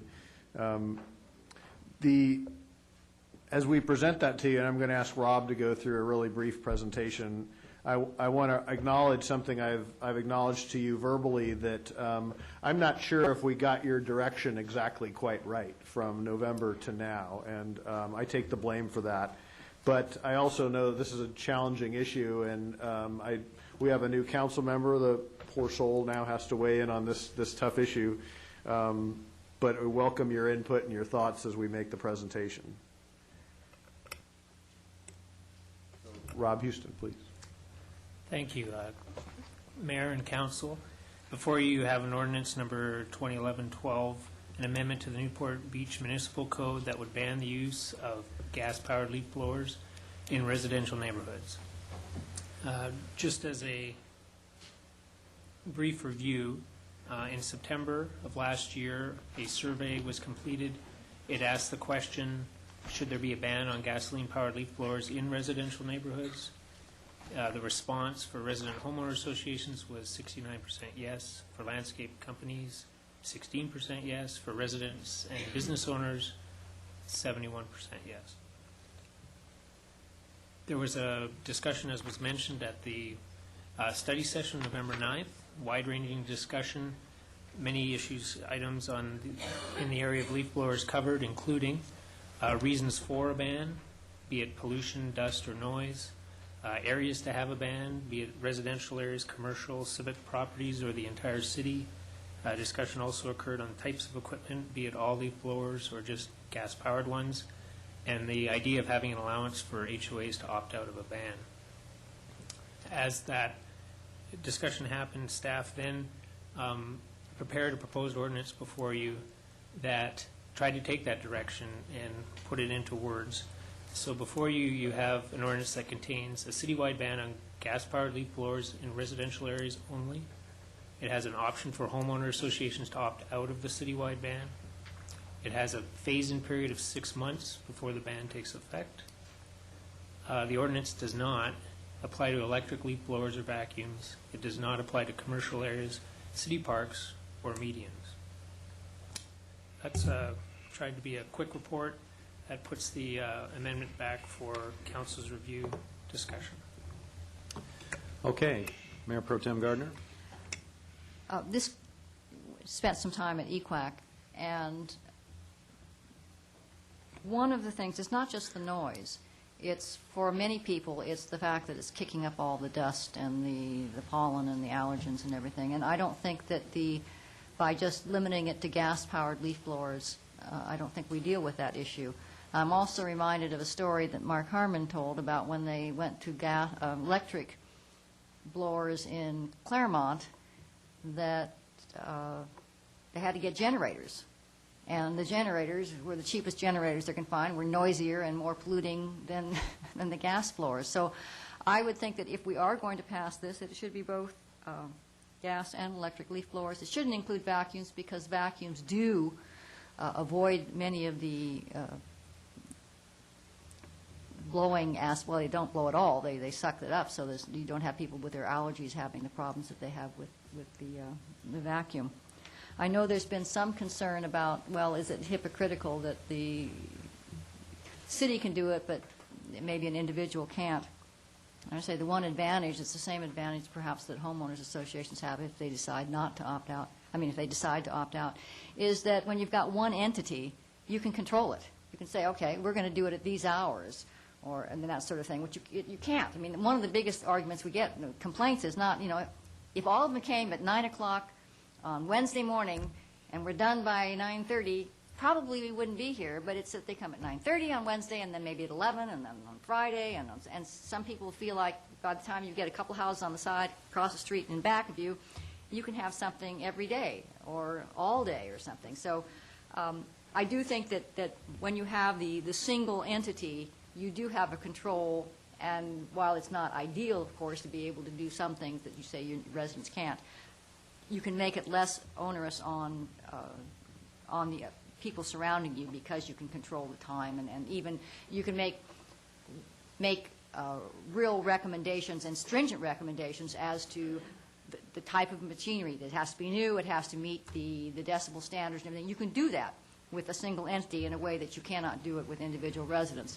Palo Alto, there was a reference to Palo Alto, how unsuccessful the program had been up there. That's because Palo Alto tried to do it by noise, and you had to meet a certain decibel level. Well, you can't enforce something like that, but you can if it's at the city level. We can certainly say we're going to have our people use this kind of machine, and it's going to be quieter and everything. So I don't know that that would be a disqualifier.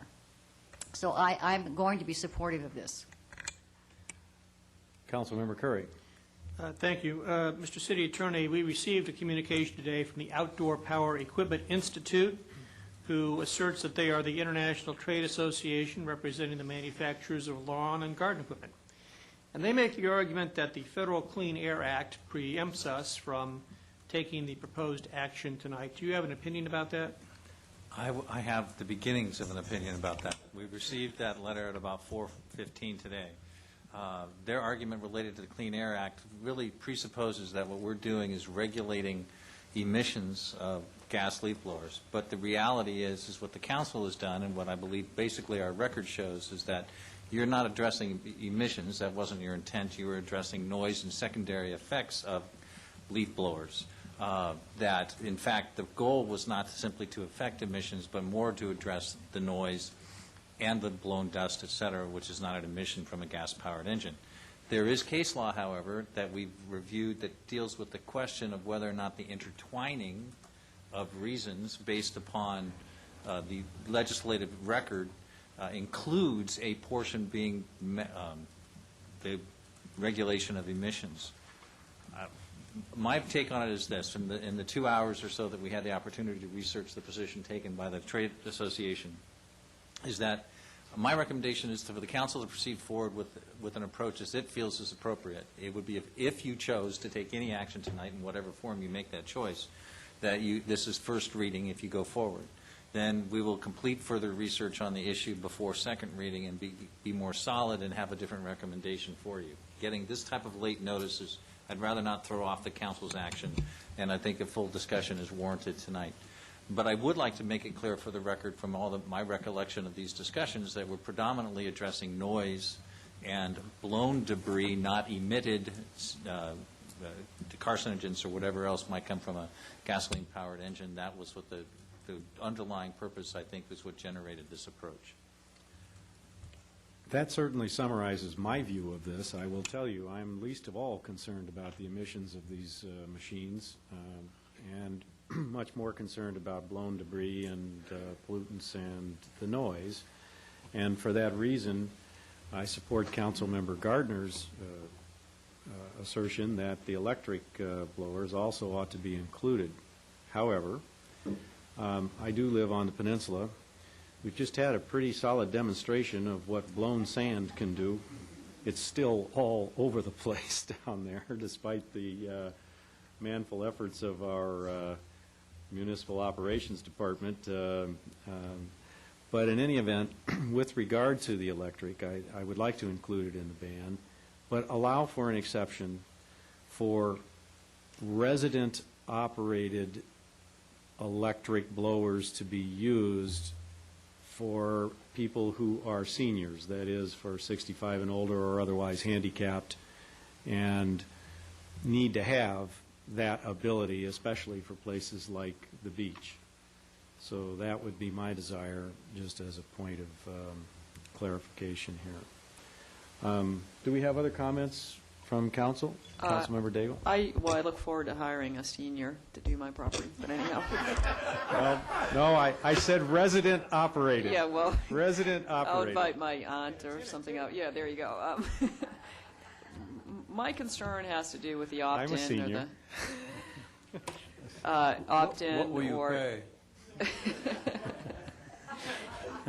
I'd prefer to trade services. Sorry. As far as the opt-in or the opt-out, I think that kind of is the difference between big government and more limited government, and I certainly favor more limited government. And it seems to me we have homeowners associations, they have governance that, and they have the ability to impose a ban, and some have, and some have not. And they certainly have the ability to enforce, their bans or whatever's going on in their HOA. And so coming from a part of the city which is a little newer area, modern communities, lots of HOAs, some gate guarded, I would prefer to have the opt-in, which is that, if they want to have a ban, they can, as they do now, versus, well, we're going to have a ban, and then if you want to undo it, you can. And this sort of the activity that's connected with that. So my preference would be for the opt-in, which I think, there's some discussion about whether or not that was the original intent, but certainly at this stage I would prefer an opt-in provision. Mayor Pro Tem Gardner? I thought about that because I know that I saw Councilman Selich's email expressing a similar desire, but it seems to me that the opt-out is simple enough. My concern about an opt-in is simply that it's very easy just to ignore it. I mean, if you have to opt in, why even tell your residents about it? Let's just say, this is easy, let's just go with what we've got. Whereas if it's opt-out, you're going to have to do some communication, and if your residents don't want to do it, fine. I don't know that it's so onerous, but I also was interested, staff responded that it was more efficient to do an opt-out. Was that correct? Oh, you had an email. I did, and I was the one who brought up the opt-in at the last study session, and my goal was similar to what Councilmember Daigle was indicating, is in order to try and streamline the process. But staff, as it worked on the ordinance, I think came up with the right recommendation from an enforcement standpoint, that if we are going to go forward and enforce something like this, we would have a clear record of who's in and who's out if we go through an opt-out approach as opposed to an opt-in. And I'm not trying to suggest that we want to do excessive regulation. I'm just saying that if we have to enforce, we would then get a clear record from an opt-out approach, because then we would know who's not out. I mean, not in. Oh, God. So how would that be any clearer than going the other way? I mean, well, the thing is, and I look at it with respect to it, is that we'd have to research everything and determine who's in associations that have enforceable CC&Rs. And I use the hypothetical that there's someone in the heights above Corona del Mar, and we get a phone call that says, come enforce on a leaf blower issue, and we don't know if that's an enforceable association or not, and if they've opted in or not. But if we have in code enforcement a situation where we know we enforce in the entire city, but then we accept out areas, Big Canyon or whoever else tells us to get out, we'll know then what their boundaries are, and we'll have clarity, and we won't have to research based upon every single complaint we get to come deal with. That's my approach, and I'm just looking for simplicity from an enforcement standpoint. I just don't see that either way. You're going to have to do the research on the association, whether they have the authority or not. But if we go opt-out, we can tell the association, when you opt out, you need to just provide us a copy of your CC&Rs and your letter, and then we have the research largely done for us, and we don't do a lot of different research physically to be sure that they've done what they say they did. We get a copy of the resolution and a certified copy by their secretary indicating their action was taken. To me, it's a cleaner record. I think you're making more of it than there is. Councilmember Curry? Or excuse me, Councilmember Hill. Well, I suppose the fact that you're waiting for my comments, my best thing to do would be just to turn my button off and keep quiet. I guess I'll have to just start from a philosophy. I hate blowers. They just drive us crazy in our house, and in other places that we've lived, we've had the same problem. And so the question is, what can you do about them and treat it fairly and be effective? Because there are individuals that couldn't clean their yard at all if they didn't have some kind of device. And so I did appreciate Councilmember Gardner's comments about the city parks and the medians and commercial areas where you could put in regulations. And I guess my feeling overall is that we in fact need regulations on these. And that we ought to look at hours of operation for city activities or public activities or contractors that are servicing public areas, just as we have regulations for construction in the city as to what the hours are that construction can take place and the days and whether or not holidays can be utilized and these different types of things. And I do see a difference between the electric and the gas, the only difference being the sound. Everything else is pretty much equal. And so I don't have a problem of exempting out electric or exempting out electric for operator residents. I don't have a problem with that. But I think the problem is really complex, and the issues that have come before us over the last 2 or 3 days from these associations have raised another whole issue that at least I wasn't aware of the newest generation of the gas-powered blowers that supposedly have much lower emissions, supposedly are as quiet as the electrical ones. And so I'm wondering if we shouldn't learn more about that before we take some kind of final decision. Having said that, I have a couple of nits about the ordinance, the way it was drafted. And the final whereas on the bottom of page 4, to me is very vague. I didn't understand what that whereas meant until I got into the definitions of who was exempted in and who was exempted out. And so in just a simplistic, non-legalese method, I would rewrite that to say, whereas the City Council wishes to prohibit the use of gas-powered leaf blowers in all residential districts except small I by certain public employees and contractors acting in the scope of their employment and small double I in residential common interest developments. Because to me it wasn't clear whether the residential common interest developments were prohibited or were part of the exempt area.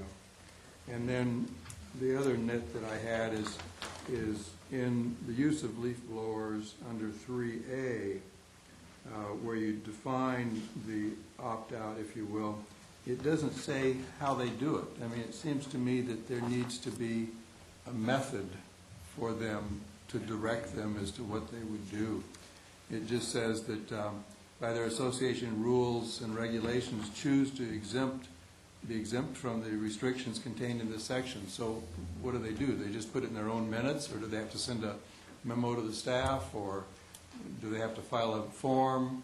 You know, how would they exercise that right? So those were the issues that I had with the resolution. I don't like leaf blowers. I vote against them. I would separate out electric, and I would probably be most in favor of learning more about what the new generation blowers have to offer. Councilmember Curry? Well, one of the hazards of making, law and regulation and legislation is that you actually have to live with it. And I think when we start thinking about how we implement this, we're going to run into some issues here. First of all, I think we ought to adopt it. I think the opt-in, opt-out only really works if it's an opt-out, because that way you have a specific action by a neighborhood taking themselves out. You don't have somebody running around going, who's talking for me here? We've got overlapping associations in some neighborhoods such as mine. Who's got jurisdiction on this? So let's have it as an opt-out. I think the city attorney's points on that were well taken in terms of actual implementation and enforcement. I don't have a problem personally with electric leaf blowers, and so I take them in, put them out. But I think we have a problem if we say you can have an electric leaf blower if you're 65 or over and it's Tuesday and you live on the beach or some other restriction. That just makes it a rule that nobody can really enforce.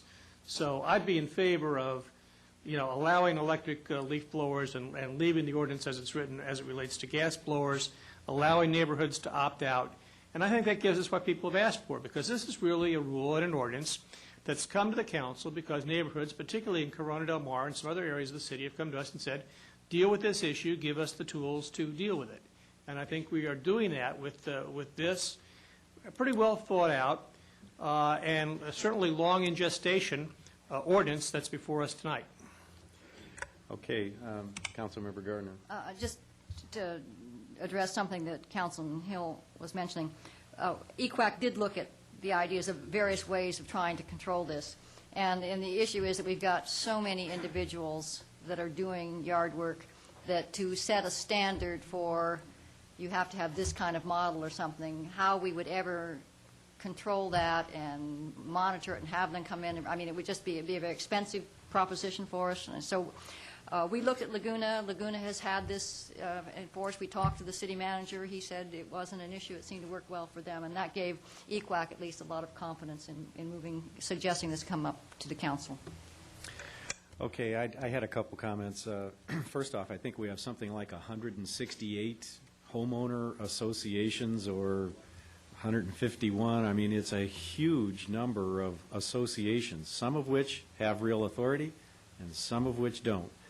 And so I'm in agreement with Councilmember Curry. The only way this can work reasonably well is for those associations to raise their hand and say, we want out of this ordinance, and then show that they have the ability to do that and enforce it. I don't see, I was in the opt-in category before. I now agree with the city attorney that this is certainly the better way administratively to do it. As it relates to the electric blowers, I actually own an electric blower. I bought it so that I could clean out my garage without having to use my hose, and I don't use it anymore. The darn thing is so loud, I can't stand using it myself. It's a very high-pitched, loud whine that they make. And so I've still got a problem with the noise of the electrics, and that's why I'd like to leave it in, although I'm willing to make the exception for people who have a real need, which would be over 65 and or handicapped, and you're the owner. You're not paying a gardener to do it. You're the owner of the house, and you're going to use it. So that's how I got to that answer, just for clarification. Do we have more comment at council? Otherwise, we should hear from the public. Yeah, Mark? Thanks, Mayor Henn. Just a couple of quick comments from a user, I guess, of the two different kinds of leaf blowers. First, to Mayor Pro Tem Gardner's comment, she's absolutely correct. We do now put in our agreements with the landscape contractors a decibel rating that they have to meet with the gas-powered leaf blowers. So it's absolutely correct. We do control that noise, where a lot of private gardeners might not use equipment that that is rated as such. So it is true there is a difference. Do they use those new generation ones that those people have been talking to us about? We use new generation electric, and I'll get to that in a minute. The gas ones that are used, we just put the decibel rating. We don't put the type of blower, gas blower, the make or model. So I don't know what the new generation is. So what is the decibel? 65? Is that what you require? It's under 65. Under 65. Yeah. And a lot of the leaf blowers that you're hearing used by, and not to put down their equipment, but used by the private gardeners, it's older equipment and it's well over that noise level. So Councilmember Mayor Pro Tem Gardner is correct. On Mayor Henn's comment about the sand, that is also absolutely correct. We worked with AQMD to turn in our gas blowers. This was a couple of years ago, because when you turned in the gas blowers, they gave you free electric blowers. And these were the new age, super duper, electric blowers. And so we took them out there all proud that we were doing our green thing. And when we got these blowers out there, they wouldn't move sand off the boardwalk. I mean, you need the gas-powered units to move sand off the boardwalk, street ends, and other things. So we gave them back to AQMD and went back to the gas-powered. They don't blow any better or worse for older people, I think, and as far as enforcing, I think it would probably be better if we took areas of the city and allowed gas-powered blowers, because those areas, the street end areas, the boardwalk areas, without a gas-powered blower, you're not going to do much good. So I think that might be an option to look at, because this past weekend, as Mayor Henn knows, there's a tremendous amount of sand on the street ends, on the boardwalk, and there are a lot of people out there, residents out there with gas-powered blowers that are helping us get things cleaned up. So it's a big help. Do you have hour limitations? We do, and we have noise requirements of certain hours when we work in parks and on medians, so that's covered as well. My final comment has to do, I think it's to touch on Mayor Henn. With all due respect, I think any kind of leaf blower you start up in a garage might be real noisy. The electric blowers, certainly, because we've used both, are certainly much quieter. The problem I have with eliminating both kinds of blowers, the electric and the gas, is that there's no third option. And what we notice with street sweepers and road maintenance, we can tell those areas where gardeners do not use blowers. Either the residents have told them don't use them, the noise bothers us, because the trimmings are out in the street. They don't, the option without a blower is a broom. I mean, no one's going to, tow around a vacuum, a shop vacuum. It's usually done with a broom and a dustpan. And what happens is the trimmings, the grass, the hedge trimmings are usually just pushed off the property into the street. And we know those areas because we can see the stuff out in the street. So just from a user perspective, I'd like to give the gas blowers the boot and stick with the electric blowers, even if it's, for 6 months, and see what impact eliminating the gas blowers has, in the community. I think that might be a good option. So you don't think that when people use a blower, it doesn't end up in the street? No, it just ends up more dispersed in the street. No, absolutely not. No, if you watch a gardener with a blower, they will blow. They're pretty good with that stuff. I mean, they'll blow it off the sidewalk in the property, gets all the nooks and crannies around steps, around porches, gets all that stuff that would wash out with rainwater. They get that, and they blow it into a pile and put it then into the gunny sack or whatever they happen to be hauling away with it. They don't leave it in the street. We see it in the street because you've got a broom and a dustpan. Well, you're only going to do so much. Put it in a gunny sack, just like you do. Yeah, but sweep up a 300-foot frontage lot. I mean, you'd be sweeping for days.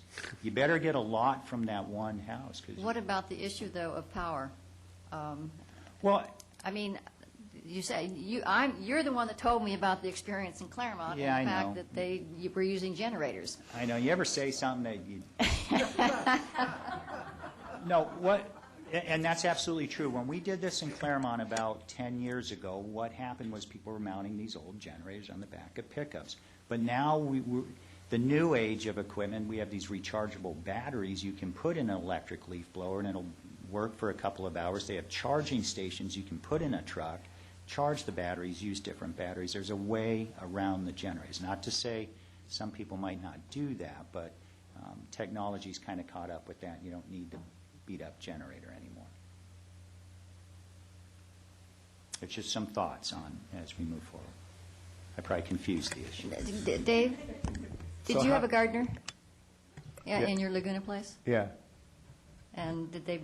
I was telling Mayor Henn this morning on a recent bike ride down through the hills. There was blowers going all over the place in Laguna, and no one's paying any attention to it. So that's probably how they solved the problem, was just not enforcing it.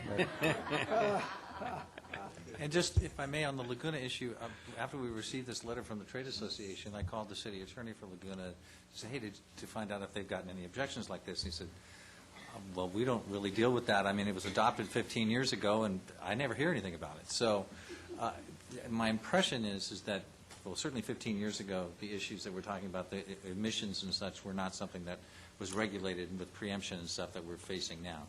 So I don't know that Laguna is the best test for how things are moving forward here. Well, I appreciate, Mark, your comments about electrics and whatnot, but they do still blow stuff around a lot, and there's no way around that.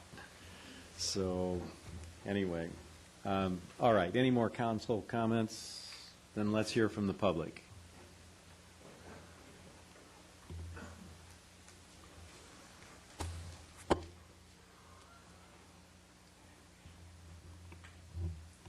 Good evening, Mayor Henn and council members. Leslie, I'm not going to apply for the job. I'm here, I'm Carol Martin. I'm here to support the interest of the hobbyist gardener. One of the hobbies that we really do enjoy in this community is gardening. And it's a healthy recreational activity where we get exercise and we enjoy the results of our efforts. Hobbyist gardeners are very protective of our plants and would not utilize a leaf blower in the same manner as the professional laborer who arrives with his wand of power with a large volume to announce his arrival. It's a different technique, and there are situations where the leaf blower is an essential tool for gardening by older people. And I've had a lot of experience in the last few days with this. And yes, the sand can be blown with an electric leaf blower, all 6 feet of it.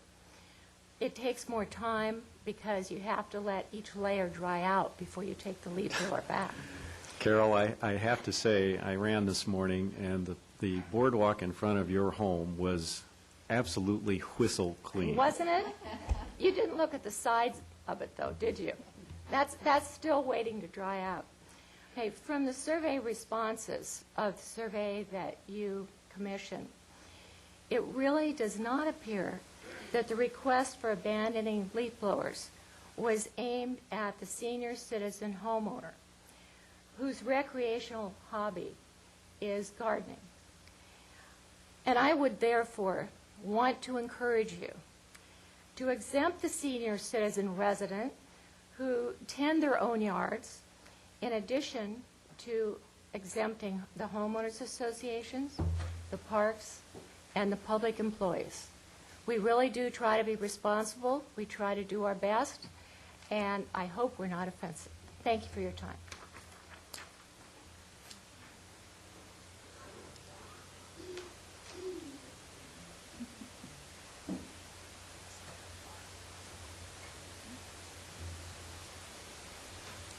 Good evening. W.R. Dilding. Councilmember Mayor Pro Tem Gardner, your comment about generators. That was one of the things that I wanted to address. But first, if I may, in the staff report, it refers to there will be, would be a phase-in period of 6 months before the ban takes effect. Should that not be included in the ordinance? In other words, how are people going to know? I came here primarily tonight to address the electric aspect. I have a combination 2.5-gallon vacuum blower. When I went out after a week in Arizona, came home and saw what was out there, I could not use my vacuum. I don't think I could have carried it. It's much lighter than the handheld electric blower. It makes the same noise when I clean my car or do any other work. I hook it up to when I sand, I hook it up to that. The biggest concern I have on larger parcels of land here, I lived for 40-some years on an acre of land. If I didn't have a gas-powered blower, I don't know what I'd do, is the extension cords and the availability of power on our houses, commercial power. The code has changed over the years. Most houses, unless the architect was kind enough to realize that people use power all around the house, they're on the front and the back. And I think there are, your comment about the gas-driven generators, they're going to run longer than a typical leaf blower. Having been in the construction business, I've seen, and my people have too, because excessive requirement for extension cords, run the generator 8 hours. I'm buying the gas, not them. And it's just to have shorter cords. My suggestion I discussed with the building official today on these older homes is because you have a 6-month phase-in period, that the first 5 months that the city waiver the fee for an electrical permit and outlet, which is probably be anywhere from $40 to $50. That first month on the job, if he has the landscaper has an electric blower and realizes the trouble of pulling a cord around, you've all pulled a 100-foot garden hose, electrical cord 100-foot long, to save your equipment because of voltage drop and the low voltage that we do have in the city. I haven't had 120 volts in my house all day today, which is supposed to be supplied. That waiver that fee, and then the building department inspect them that 6th month, not go out when somebody calls in that they're completed. And it's a safety item for people, but I guarantee you with the electric blowers on larger parcels, you're going to have the contractor have a generator in the back of his truck. It's going to run for longer than it would with his backpack. And the other thing is, you can, and there are available now, small generators look like Electrolux vacuum cleaner that you could carry around, allow them. If a non-commercial power is used, put a stipulation in there that they have a generator of a low dB, whatever you want to set it at, or whatever's commercially available. But I think the ordinance is fantastic, and I do support it and recommend that this consideration be given for those people in the first 5 months that waiver the fee, ordered over the internet, not much of a problem, and make it electric more pleasant, not use a lot of generators. Thank you.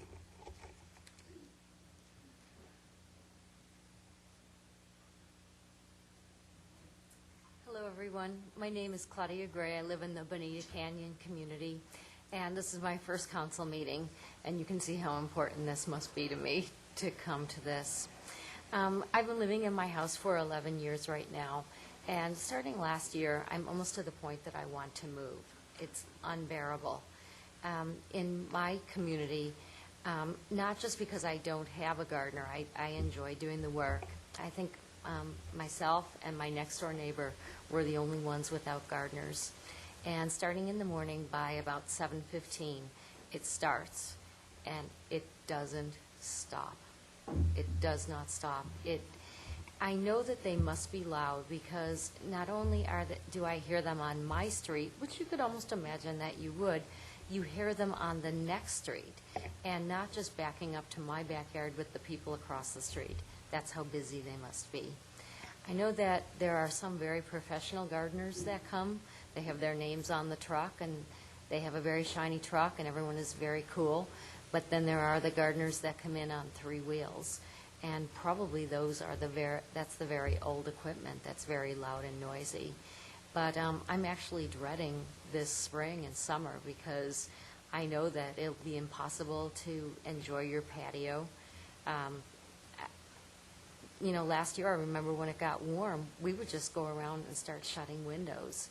And that's just not a way to live in the community. I don't know if my area is worse than the others, maybe because the houses are so close together, but it's unbearable. And like the one man said about the noise in the bar, boy, oh boy, if anyone would like to see it, just come to my house at 9 Westridge. You have to be there to imagine it.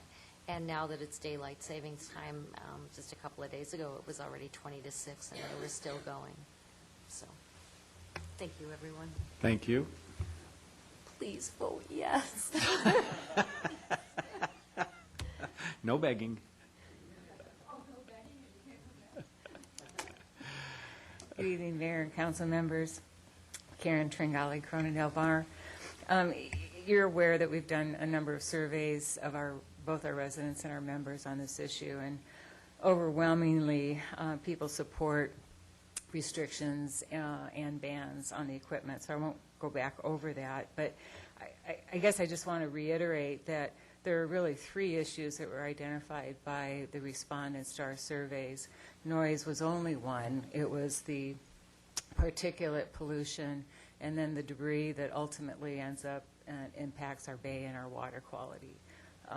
And so while electric blowers might help with one of those components, it certainly doesn't do anything to really alleviate the particulate pollution nor the debris that goes into our bay.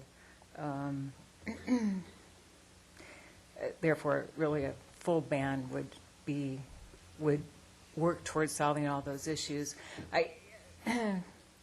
When our construction crews are around, they're required to block off drains to prevent construction material from going into our drains in the bay, but we don't really have anything like that when it comes to gardeners.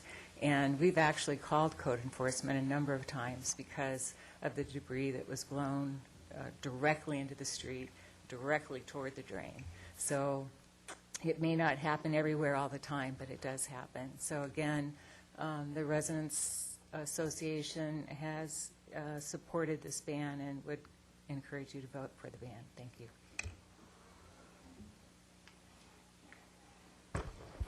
Hello, Christine Carr. I live in Newport Beach, have for a long, long time. First of all, my request is to ban all blowers of all kinds. And it's been going on for so long. I mean, I'm here, I live in the Heights, but so many of my neighbors, they were so happy that I was coming because everybody talks about it.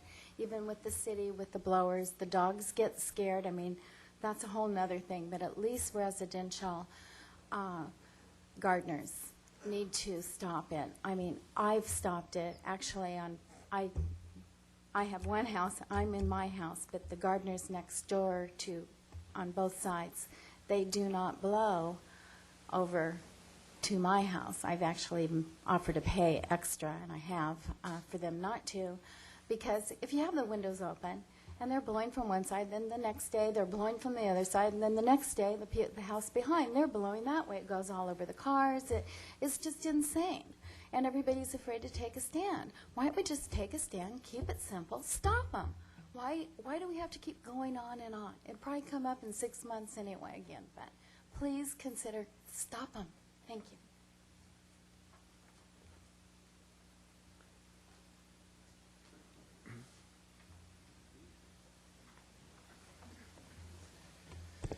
My name is Larry Tucker, and I'm here on behalf of Big Canyon Country Club. And I really have more technical questions and comments concerning the language itself that's in the ordinance. So if you would go to section B3 of the proposed ordinance, it states use of gas-powered leaf blowers in residential districts prohibited. Gas-powered leaf blowers shall not be used in any district identified in Title 20 of this code as a district zone for residential use. My first question is, Big Canyon is a planned community. It's a residential PC, but not every planning area in the planned community can be used for residential uses. So it's a little confusing to me as to whether this applies at all to Big Canyon Country Club, which has land that's not zoned for residential, but's in a residential PC. It's in a district that's identified as a district for residential use, but not every planning area within that district can be used for residential purposes. So I'm not sure whether we're included in this or excluded. Now, I believe the intention was to exclude us because there's a carve-out, an exemption for greens maintenance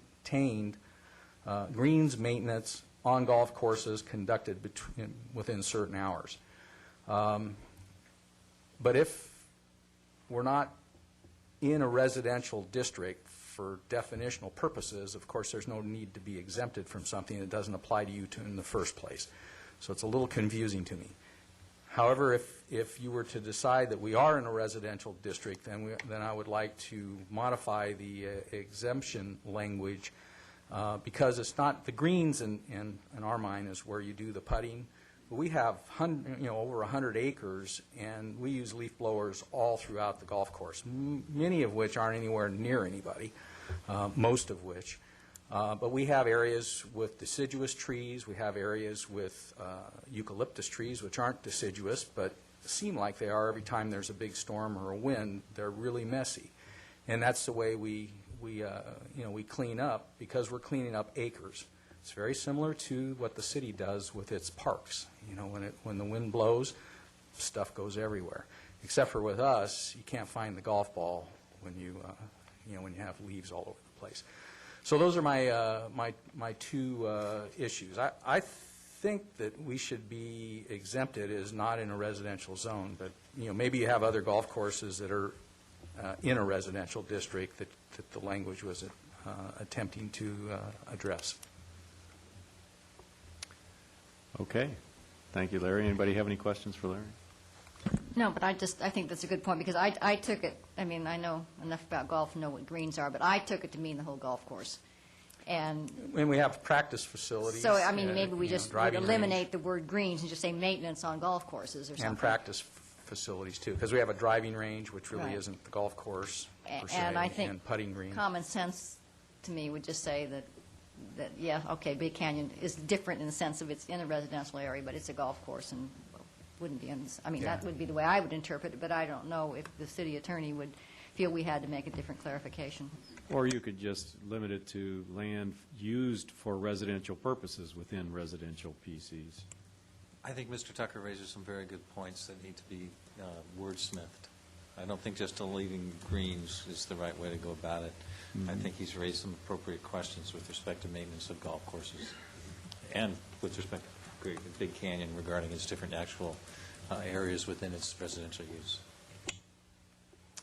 Thank you. Okay. Any other comments? Okay, bring it back to council. I would Mayor like Pro Tem Gardner to move that we ban both gas and electric blowers, with your exception, Mayor Henn, of seniors and handicapped could make an exception for the private individual, and that we clarify the language of the agreement in terms of Big Canyon and golf courses in general, if we need to, and that it be an opt-out element as far as homeowners associations are concerned. And would you add to that incorporating a 6-month grace period? Yes. Before you move forward, just to ask the city attorney, is that legal to do? I mean, to create a senior exemption? You can create it. I'm sorry, a senior.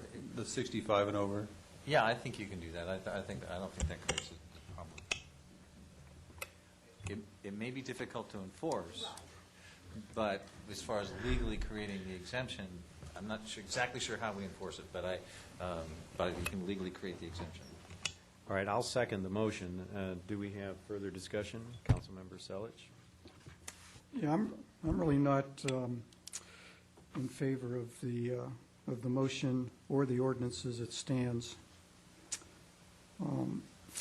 I think, and I'm probably in I know I'm in the minority on this, but I would rather take an approach where we regulated them based on noise and not go through this complicated opt-in, opt-out.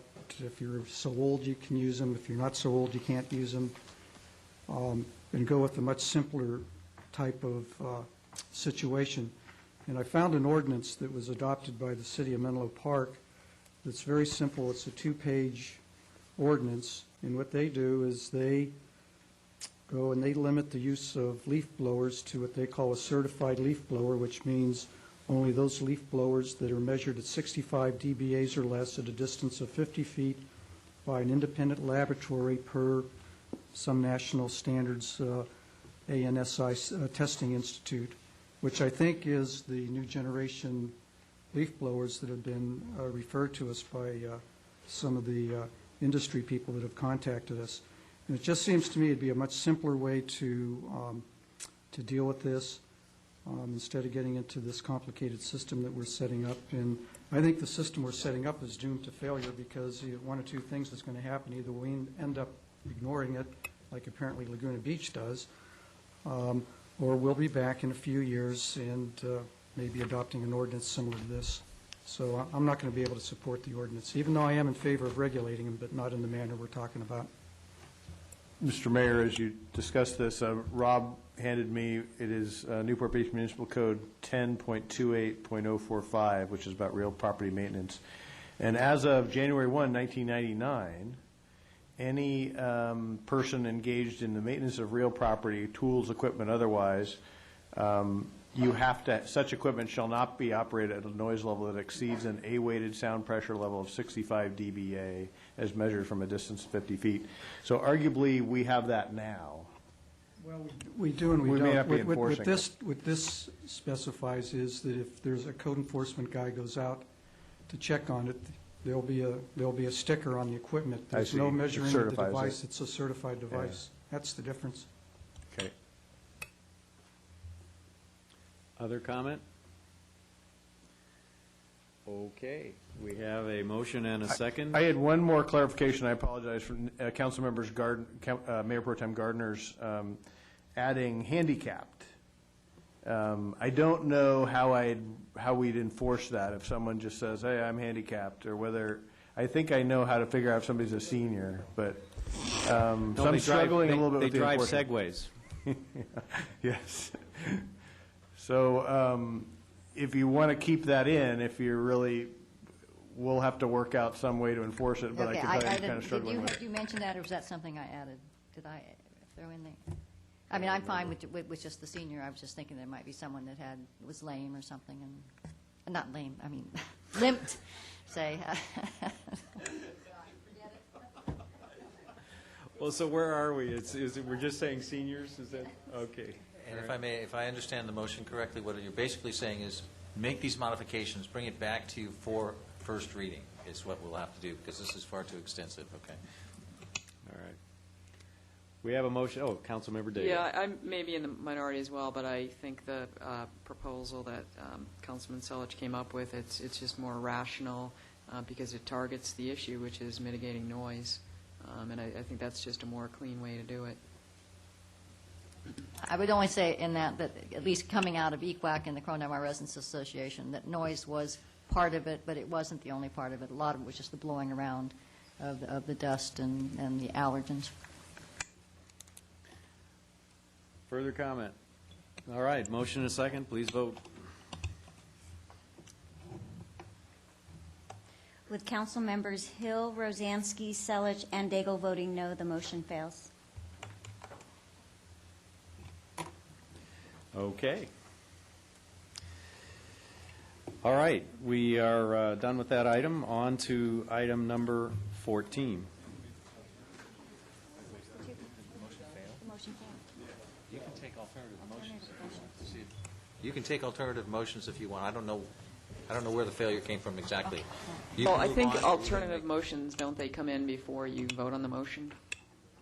Not necessarily. You can do that as a substitute motion, or you can, I'm not trying to tell you to do that. I'm just saying there were two other proposals that were discussed, but you can move on if you'd like. Well, I'd be willing to consider alternative motions here, if anyone would care to make it.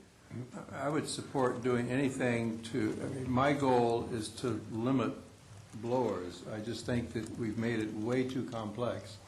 And I did like what Councilmember Selich had to have, and if appropriate, I would make a motion to move in that direction. I'd second that.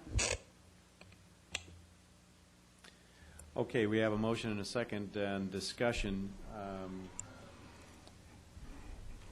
I'll start.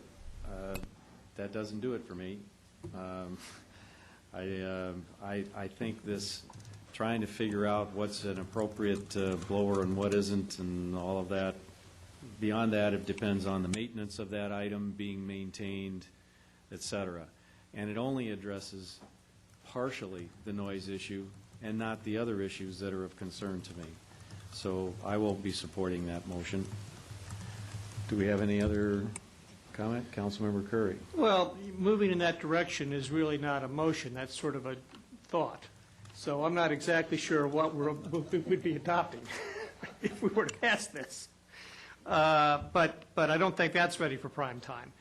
I think, like Mayor Henn, I think, we've worked a long time here. The neighborhood associations have worked a long time on trying to get something workable. I think we've got something that's pretty close to workable here. I'm disappointed it didn't pass, but I don't think we have anything that's really ready to be adopted as an alternative now. I'd agree with that and withdraw my second. So maybe we can just shelve it.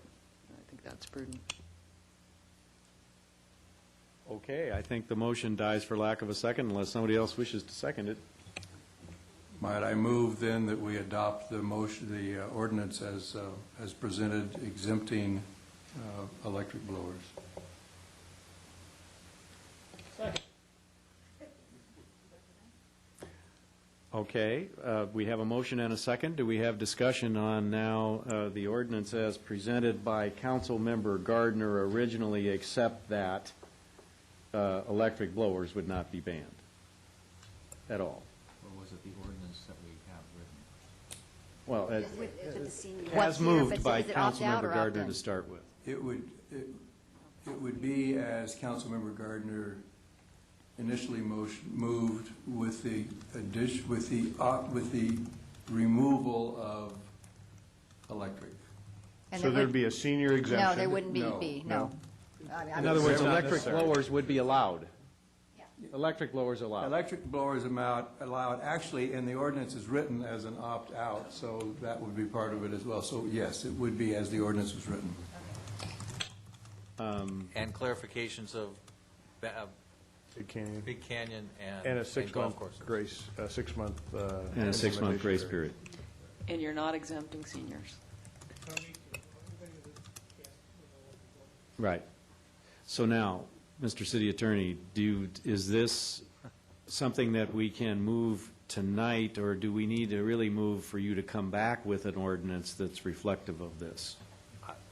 Yes, you need to have us come back with, for first reading, because we don't All have right. the language for Big Canyon, we don't have the language regarding right. golf courses, and although we do have the opt-out.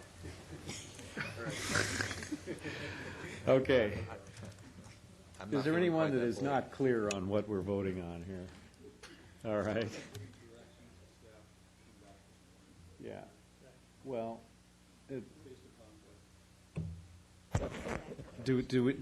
let me ask you, do we need a motion for you to come back with an ordinance?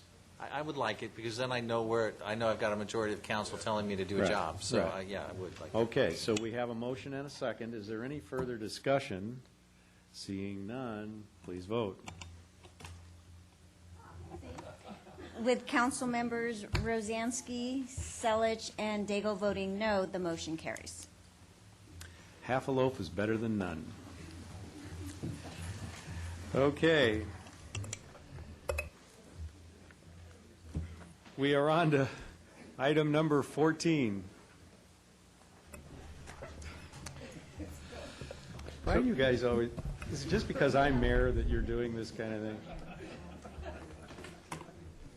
So, I think it's just because I'm mayor that you're doing these kind of thanks, George. alternative motions. I think so. That'll work.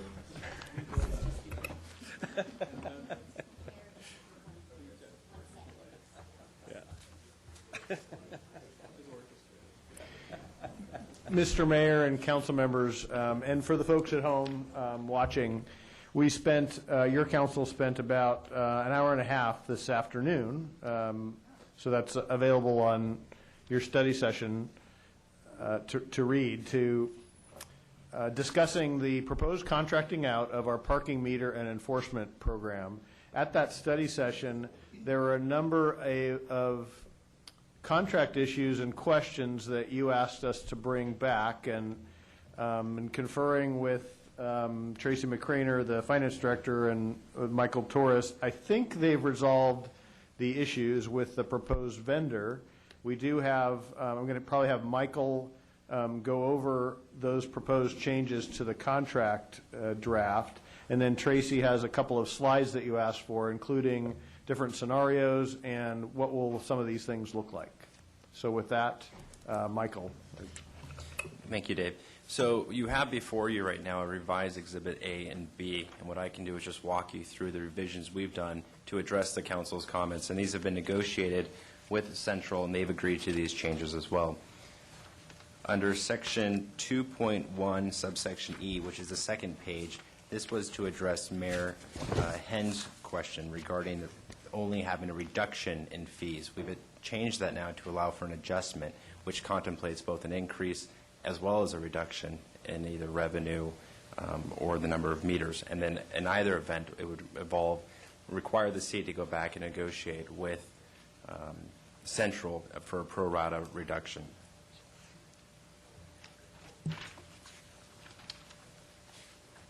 And under Section 2.6.1, and I apologize, there's no page numbers on this, about 5 pages in, this is to address Councilmember Hill's question regarding bankruptcy. We've added language there that in the event of bankruptcy, the parking meters will automatically revert and vest with the city, and that should prevent any debtor or creditor from coming in and trying to collect against that, and would require the city to then pay the amortized portion and still due on it, or in the event of us bringing a new consultant, have the new consultant pay that fee on our behalf. Is that really legal? That's a preference, isn't it? Yeah, I mean, bankruptcy court can void any contract. I don't know how you're going to enforce that. It's the same provision, I think, too. It's actually already contemplated within the agreement. If something like that would happen, we could actually terminate the agreement, and then we would still have the option of taking over control of those and paying for a 7 days' notice. I do understand what you're saying. In the event of a bankruptcy court taking it, they would control the assets of the debtor. But if an action happens, here I'm practicing law, something like, there are 90-day provisions and so forth for determination of preferences in bankruptcy proceedings, and I thought the better answer would be for the equipment to be vested titled in the city, and if they want, they can have a collateral interest in it, to protect their interest until we pay it all off. I thought that was the better way to go. I'm sorry, Mr. City Attorney, I'm practicing law on your behalf. You've always impressed me in your practice of law, Mr. Mayor. But I don't believe it's a preference, because you're providing for it. A preference is when you make a transfer within the 90 days prior to the actual filing. This is actually vesting rights and creating rights at this time. Now, unless they file bankruptcy within 90 days of the execution of this contract, I don't think it's a preference. I'm not saying we can't do it through a secured interest. It certainly eliminates different issues related to a potential bankruptcy, creates others. I mean, you have to move for relief from stay, and you've got to take action in order to foreclose about that on that secured interest. I'm not entirely sure why they chose this vehicle of collateralizing this issue, if you want to put it that way, but I don't believe this is a preference in violation of the Bankruptcy Act. And I believe we can do it this way. It may not be the best way, but I suspect this is subject to negotiations with the parties. Yes, and again, this was to address Councilmember Hill's question, which I believe it does at this point. Moving on to Exhibit B, subsection 1B. During the presentation, actually, Central had, I think there was some confusion and maybe misspoke regarding the cost there for the equipment payment being something of an estimate as opposed to a fixed cost. And Central is going to address that in a moment, but it actually was a fixed cost, and they'll explain how they got to those numbers and where those numbers came from. So there actually was no change made there. On the next page, we just adjusted. I think there was a member of the audience who had made a comment about the dates, and so we changed those dates for him. It was just moving it from May to April. And then on the next page, it would be footnote 2 we added just to clarify the council's discussion with Central that any pay-by-sale fees or merchant fees will be borne by the end user, not deducted against the city's revenue source. Well, yeah, and then under subsection E on the same page, we just put something in that was already assumed, but we just stated more clearly the city reserves the right to adjust parking meters, and it's sole and absolute discretion. Michael, I'm sorry, I understand that part about the end user bears the fee on the cell phone transaction, but it seems like on the credit card transactions, that's not always possible. I mean, how are you defining them as the end user, or who is the end user? No, the end user, I believe, would be the person actually paying for it over the cell phone, the customer, if you will, for the parking meter. Okay, I understand, but the credit card one is different. You know, that's where there's authentic. Yeah, and the credit card one, I think, authenticated, is and still accepted out within recital C. This would just be for the pay-by-cell fees. I think they said there was a separate company, like PowerCell or something to that effect, and they can address that better than I, that actually would manage that on behalf of them and then on behalf of the city in turn. So maybe Yeah, this I'm would not be sure appropriate. third-party end user is the right language for those transactions. And that's I the think language. Councilmember Daigle's point is, it may be unclear that this footnote 2 only applies to pay-by-cell transactions, that the end user. It I says know, any but it may, pay-by-cell. maybe you strike out or merchant and just say any pay-by-cell fees, but. Okay, and that's fine. Central just agreed to that as well. If that addresses And then Councilmember Daigle's how are you question. going to handle, is the merchant fees going to be sort of irrelevant because they're just going to guarantee us $3 million, or how is that going to be treated? The merchant fees would be net, so we will receive the revenues net of that fee, but the basis for that is we're expecting, possibly 50 to 70% increases in parking revenues because of credit card usage, that fee is minimal compared to the extra revenue that we are anticipating to get. So by offering credit card to our customers, we anticipate generating additional revenue to the city. That additional revenue will be net, so the city and Central will be netting that against whatever revenue we recognize. But that cost, like they were saying, they're getting the benefit of a community rate because they have over $1 billion of transaction history. It's about a 2% rate. It is a cost that's going to be net from our revenues, but that cost is minimal compared to the additional revenue we anticipate to generate because of offering the use of credit cards to our customers. I understand about, there's sort of two pieces at the revenue projection. Who pays the fees, them or us? How does that work? The fees we will both share in the payment of that fee because the fee will be net against that revenue before it's deposited into our account by the credit card company. There's an example of that in the third paragraph. But I just really encourage most cities that we call, and I listed just 7 up there, they estimate about a 50% increase in revenues just because they offer credit card capabilities. So the benefit of offering credit cards and the increase that will come with that to the city, the offset to that charge that will be passed to us is minimal compared to the potential benefit of revenue that we will get. Just for the sake of clarity, the example here you're showing that the fees are almost 5%, not 2%. Is that just because the number was pulled out of the air? Oh, I don't, yeah, we just gave an example. We didn't check that with them first. Oh, I'm sorry, no, We just could to change clarify, Councilmember Zansky, you're saying the example within Exhibit B? Under 2I on the page we were just talking about, which is footnote 2, it says, for example, if 5 million parking meter revenue is collected in a given year, netting out credit card processing fees, which is estimated to be $225,000. That's about 4.5%, I believe. Yeah, that number was actually, that's not just pulled out of thin air. That number was actually given to us by Central. They had done it based on a $4 million, I think, threshold, and we'd extrapolated from that. It was approximately $45,000 a year. So when our example had a $5 million, we just increased it by $45,000. So I think they gave us $180 to $225. I think the gentleman earlier said it was like 2%, based on $1.1 billion in annual processing. These numbers came from Central. So is it 2% or 4.5%?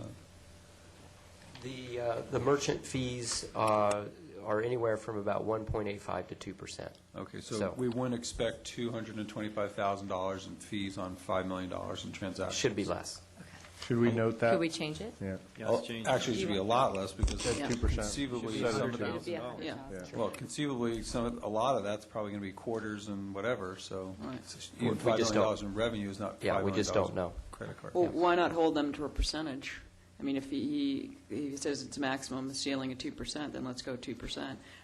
I only heard from Beverly Hills that those kinds of fees are far in excess of 2%.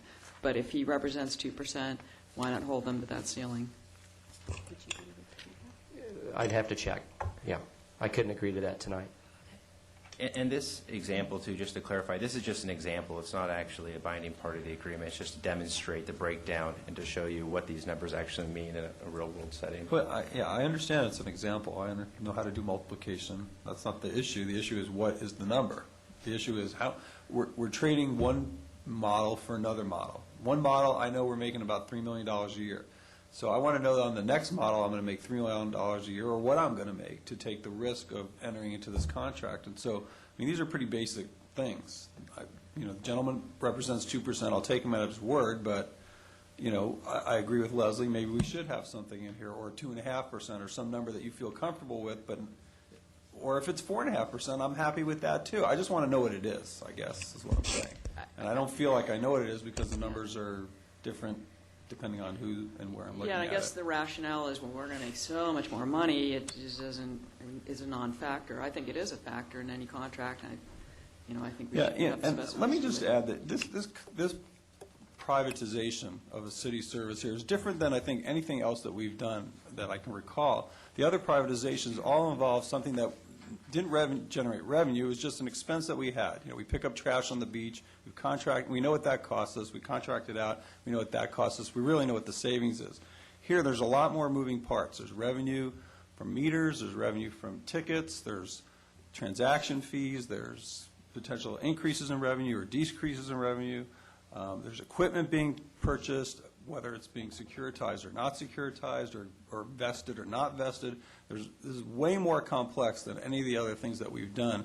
And, I just feel we need to have adequate answers. Thank you. So, can you identify the inadequacy? I just wanted to have an answer to my question. Is it 4.5% or 2% or 2.5%? It sounds like it's 2%. The key question is that a number we plug into an example? Because this is an example right now. Well, plug into a contract. Remove the example. If you want to plug it into a requirement, it sounds like they'll have to check back with their legal counsel. That remains to be seen if the rest of the council wants that. I'm not saying. And one question for Councilmember Daigle. When you talk about Beverly Hills, is that a in-city system or is it a contracted system? They do in-city. So they're doing it themselves, so they're not getting the same benefit, arguably, of the billion-plus in transactions that Central gets. Yeah, but there's a wide gap between 2% Understood. and 15%. Yeah. Okay. If we do move forward with this requirement on the merchant's fee, and by the way, I think we're talking about a small element of this overall transaction, but if we do move forward with that, it should be in language like not to exceed some number, that we get the benefit of their contract as they have it, but not to exceed a certain limit, It should, or their actual cost. Yes. The actual cost of the merchant fee without anything added to it. You said it better than I did. Which- But not to exceed. Which is fine, as long as we know what that is. I'd just like to know what it is today. I mean, it could change in the future. I know my credit card fees, 10 years I've been in business, and they go up, they go down. I change merchant banks, and they give me a different rate. I mean, it's not a fixed number. I agree. I'm not trying to hold them to it. I just want to know what the number is today, I guess, is what I'm asking. 2%. 2 today, Jeff? Sorry. And I guess the second question, do you think? 1.85 to 2%. I think the proper thing to do would be to, the important part of it is, first of all, it's at cost. So that element in itself is real important, that it's at cost. So there's no other margins or anything else involved in that. The second thing is that, as you brought up, the way that the transaction charges come up, it is variable based upon a certain amount that goes through. There's other variables that are involved. So if we wanted to put into a contract what those variables were, that they were at cost, that would make sense to us. Would that So I satisfy think Councilman? we want to make sure that we give you all the visibility to what those are. It shouldn't be, there's no secret to it. So if we wanted to put that element into the contract, I think that makes sense. I've lost track of where we are here. So exactly what are we saying here? Should we put into the contract that the credit card processing fees are at cost, and the current cost as of the date of this contract is, and we'll get that number definitively and add that to the contract, I'm assuming it's 1.8 or 2%, given what Jeff said. Is that acceptable, I guess? And that would be auditable on our behalf for Central. So instead of putting a percentage in of 2%, which we know is changing and could change daily depending on the transaction, if we could put at Central's cost, and then we can audit that on a quarterly basis or annual basis, they would make those records available to us, and then we wouldn't be tied in a contract to a specific specific percentage that we know is going to change and could change daily, if that would satisfy Councilman Rosansky. Yeah, again, I'm more concerned about knowing, kind of comparing what we have today to what we're going to have tomorrow. And so I don't want to find out, a year and a half from now when we start getting actual numbers that, it was really 4.5%, it wasn't 2%. Or this was something a little bit different, and now all of a sudden, we're making $200,000 or $300,000, $400,000 less than what it was represented today. So I just wanted to have a comfortable feeling to what the expectation is. Clearly, things are going to change depending on, if we have a cold summer, we're going to have lower parking revenues. There's no givens here. But I just like to have a kind of a secure sense of understanding exactly what the parameters are today, I guess. Mr. Mayor. Yes. For some reason, this is not nearly that complex with me. We get 3 million net today, and it doesn't matter what percentage the merchant fees are, we're going to get 3,010,000 net tomorrow. And the only time the merchant, and the next 1.1 million, we're not going to see a penny of. And it's only above the 1.1 million will the merchant fees even have an effect. And so when you start to go through that math, we're talking about pennies on tens of thousands of dollars. I would not like to see us delay this and lose the start of holiday time to start to reach this benefit. Mr. Mayor? Yes, Councilmember Curry. Well, I would agree with Councilmember Hill. These are all good and important questions. But the fact of it is that every place they put in credit card utilization, revenues go up. They did it with taxi cabs. Tips went up because you get the button that says, hit the button for the tip, and now you're given a 20% tip instead of a 10% tip because it's easier to do. I was in Berkeley yesterday, and it gave me the option of paying for 1 hour or 2 hours. Now, I was there for 45 minutes. If I'd been plugging quarters in, I'd have put in 45 minutes worth and hoped I was going to make it back before the guy got there because I had a 15-minute sort of lead time. But here, all I had to do was punch the button. I bought an hour's worth, got my receipt, and it was done. I paid 25% more than I would have paid if I was trying to find quarters, assuming I even had quarters to begin with, which I didn't. So that's why making credit cards, making our parking facilities credit card friendly is such an important and critical path to getting ourselves into the 21st century and to providing the kind of convenience that our visitors and residents and shoppers deserve when they go and try and find a place to park in our city. I agree with those comments, very much so. I think part of the discussion is, who's going to pay which fees. I think part of our concerns is, that there's probably going to be a lot more revenue generated. If we can do 3.5 million on our own, they're guaranteeing 3 million. How much potential revenue is really out there? Okay. Just an additional clarification. You're mixing gross and net. We generate 3.5 gross, but it costs us $500,000 to generate that. So we only net 3.0.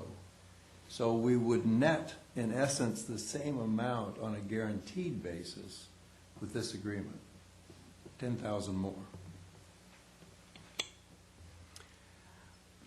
Okay, well, from my perspective, if we get assurance that we're going to get merchant processing fees at your cost, as, in other words, at your cost for your customer base, not just unique to us, I think we've covered that issue because you're going to work darn hard to lower that that merchant fee for your customer base. And as long as we are assured we get the benefit of that, I'm not so concerned about the variability of it, given where we are. I'm surprised, actually, that you've got it down that low. That's, you guys have done a pretty good job with that, because this is small dollar transactions here, and so you've done a good job. So, in any event, I'm okay with that. I'm okay to move forward tonight. I've got a Like couple that. more questions. All right. Not related to the changes in the contract, just going back to some things that I wanted answered during the study session. In the unlikely event, which I admit is highly unlikely, but I'm just curious as to how we cover it in the contract, if we don't make the $3,010,000 nut, that means they don't get the $1.1 million, so the first year's $381,000 infrastructure payment, is that forgiven, or does that get rolled over to the next year, and then we have to make it up the next year?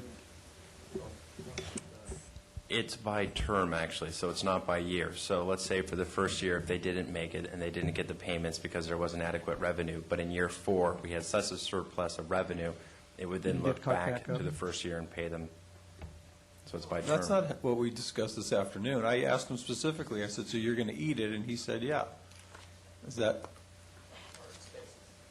They eat the expenses. The 381 rolls over unless we terminate the contract, and then we do have to pay it, or we do look at the term of the contract to pay the equipment of the 381. That would be made up if there was adequate revenues in a future year.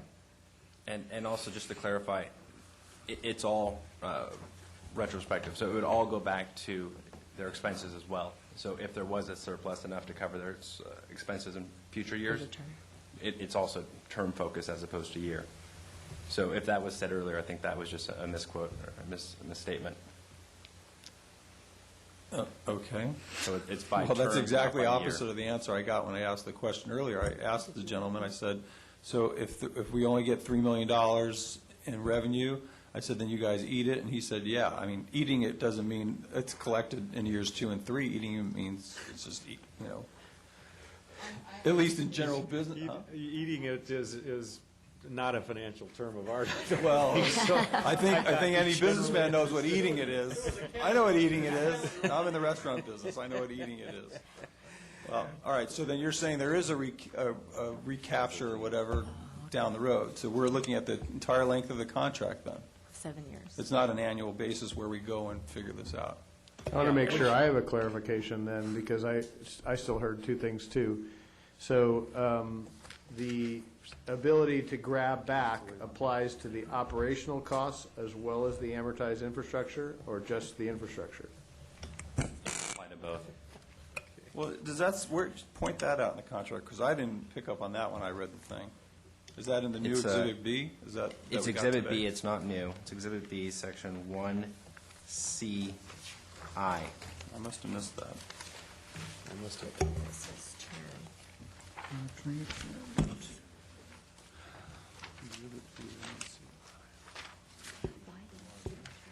Is this the?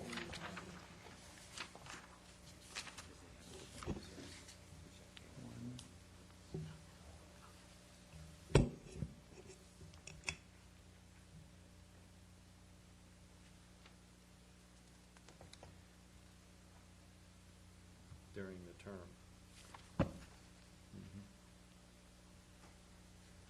The term to date. I think he's right.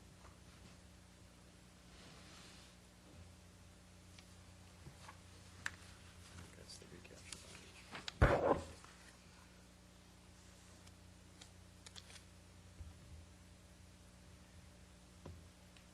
Well, while council members answer, Well, I got a looking at couple that. more questions. Well, let me just comment on this point, and then I'll. Okay. I think you're right. I think that is the recapture language here, and assuming that that's confirmed to our satisfaction, I'm okay on that, because we'll get the benefit of our bargain, and they get paid. As long as we get the benefit of our bargain, I'm okay if they are able to recapture at a later year, because we all did better. So. What's our bargain? The bargain is getting the $3,010,000 without having to pay for new infrastructure? Well, the bargain is to get higher revenue here, and if revenue is produced to the level that allows them to get paid, I'm okay.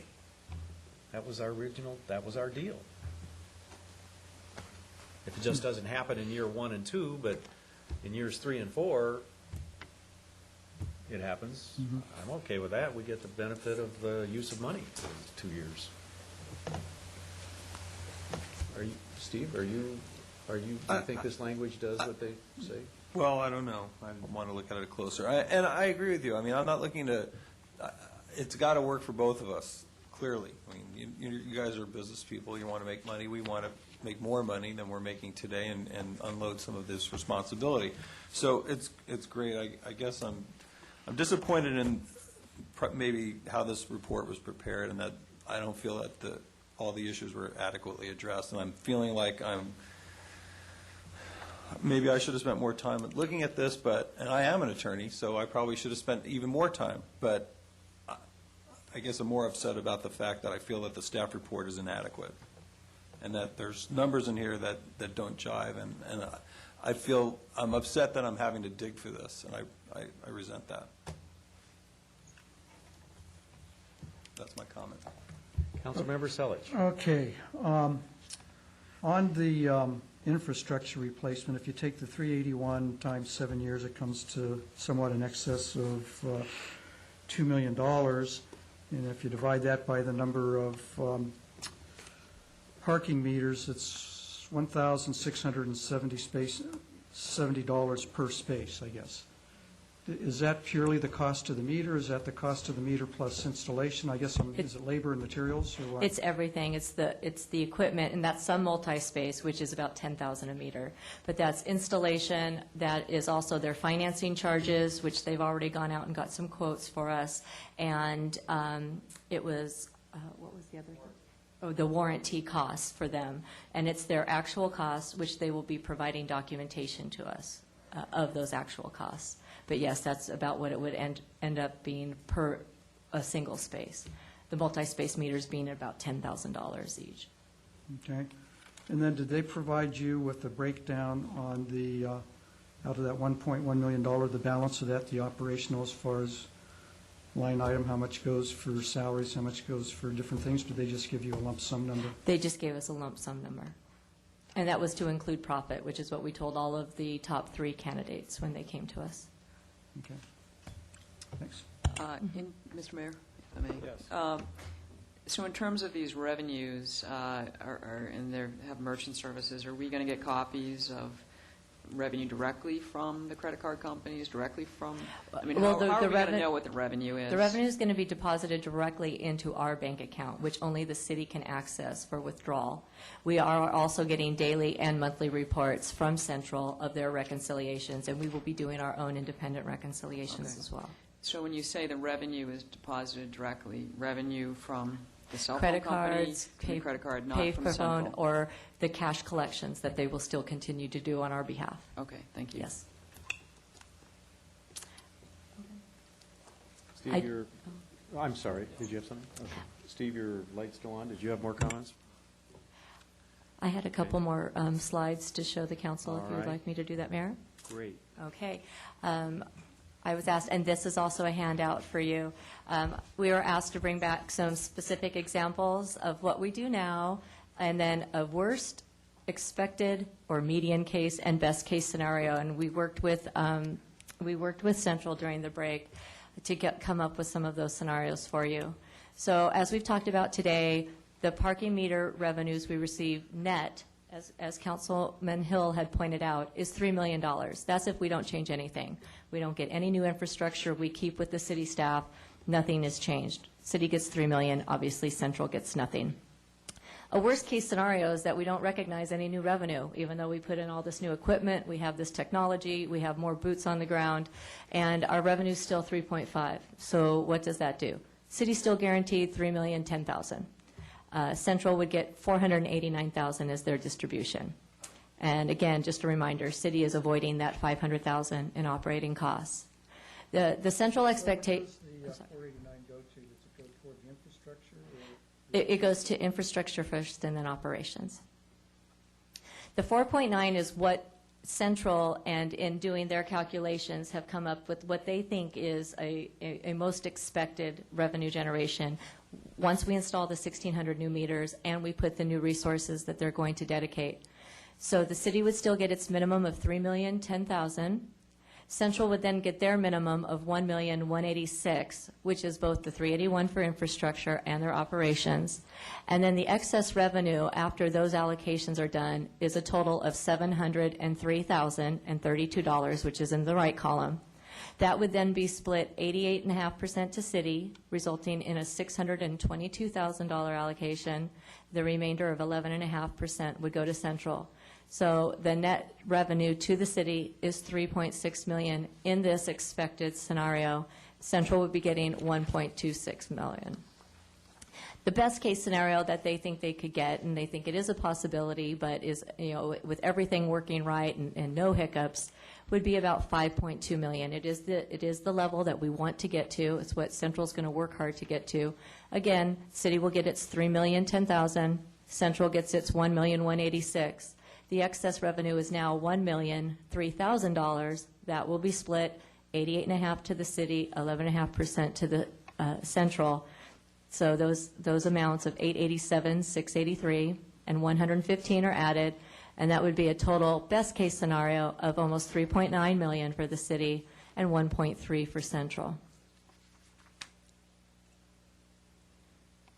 Did any council have any questions, or did that clear up the allocations better? Yeah, that does clear up that. But we're going to see supposedly our biggest gains immediately in the first year or so. That's what they predict in the first 18 months. All right. So then we're not going to see a lot of increase, perhaps, but their percentage is going to increase. Well, the incentive to continue on with the performance, one thing that we did in our contract negotiations is Central, and rightly so, was asking for a CPI adjustment for their operating costs. Gasoline is going up, they're replacing their own vehicles, they're keeping an office here in Newport Beach. Instead of giving them a CPI inflator, which is common practice with the other agreements, we said, instead, we'd rather you continue to look for improvements, continue. We're not saying that we're going to max out. At the best potential is in the first 18 months, but it's a continual process. It will be an iterative process with Central. Technology is changing all the time. They think by the end of the 7-year contract, there'll be some kinds of new technology that we want to adhere to. So in an effort to continue that performance-based frame of mind, instead of giving them increases for obvious inflation that they will notice as a business, we wanted to give them incentive and say, well, we'll just give you a bigger piece of the revenue share so that there's yet another incentive for them to continue to look for new revenue opportunities and increasing revenue for the city. So those 5% increases in year 3 and 5 will only benefit them if they can get revenue above that 5.2. And just remember, with inflation and economics, those revenues are in today's dollars. In the future, you might approve rate increases and things like that, which, we would come back to the table with Central, and that's up for negotiation in the future. And then coming to year 5, we're going to be looking at renegotiating our contract with Central as well. Okay. Council had also asked for a couple pictures. We did print those out for you, and they're a little blurrier up on the screen, but this is an example of a single space meter. It's kind of hard to see, but I do believe these are the same meters being used in Laguna Beach, guys? Yes, so these are the same meters in Laguna Beach if you guys are traveling through there, and you can see them. Is the solar panel on the slope back of the top of the meter? Yes, so if you see the blue and red buttons, the other flat side is that solar panel. And then these would accept credit cards, pay by phone, and coin. And then an example of a multi-space meter, and they call it Luke. And what was the story behind that? Cool Hand Luke. I guess he used to knock off parking meter caps or something. But this would be an example. And I'm sorry, it's hard to see up here, and maybe even in your picture. But we could definitely, help this council. We have committed to come back once we know and have agreed upon the locations of the new meters, and we can possibly bring in some examples in the future for this council so that you can actually see how they work and how easy it is going to be for the customers. Are there standards as far as colors? No, I mean state standards. Oh. Do we have to have parking meters a certain color, city attorney? I think that's an appropriate question. Unfortunately, I don't have the answer. Because, I mean, I think it would be cool if we, do they have color choices? I mean, it'd be sort of neat in Newport Beach to have blue ones or something as opposed to brown, yeah, or something like that, and, Yes, you can get them any color you want. So, for instance, ours have the front face of that on our lots is yellow, because it's our color for central parking. So when you come onto one of our lots, it's blue and yellow. But you can do whatever color you pretty much want to do. I prefer Madras myself. Okay. And that ends the extra presentation I have for you tonight. Are you done? I'm Okay. All right. Without any further comment from, we do have more comment. Councilmember Curry. I was just going to move the item with the appropriate amendments as presented by staff. Do we have a second? second. Okay. Councilmember Selich. All right. We do need to have public comment. So we have a motion on the table, and we'd be glad to get public comment.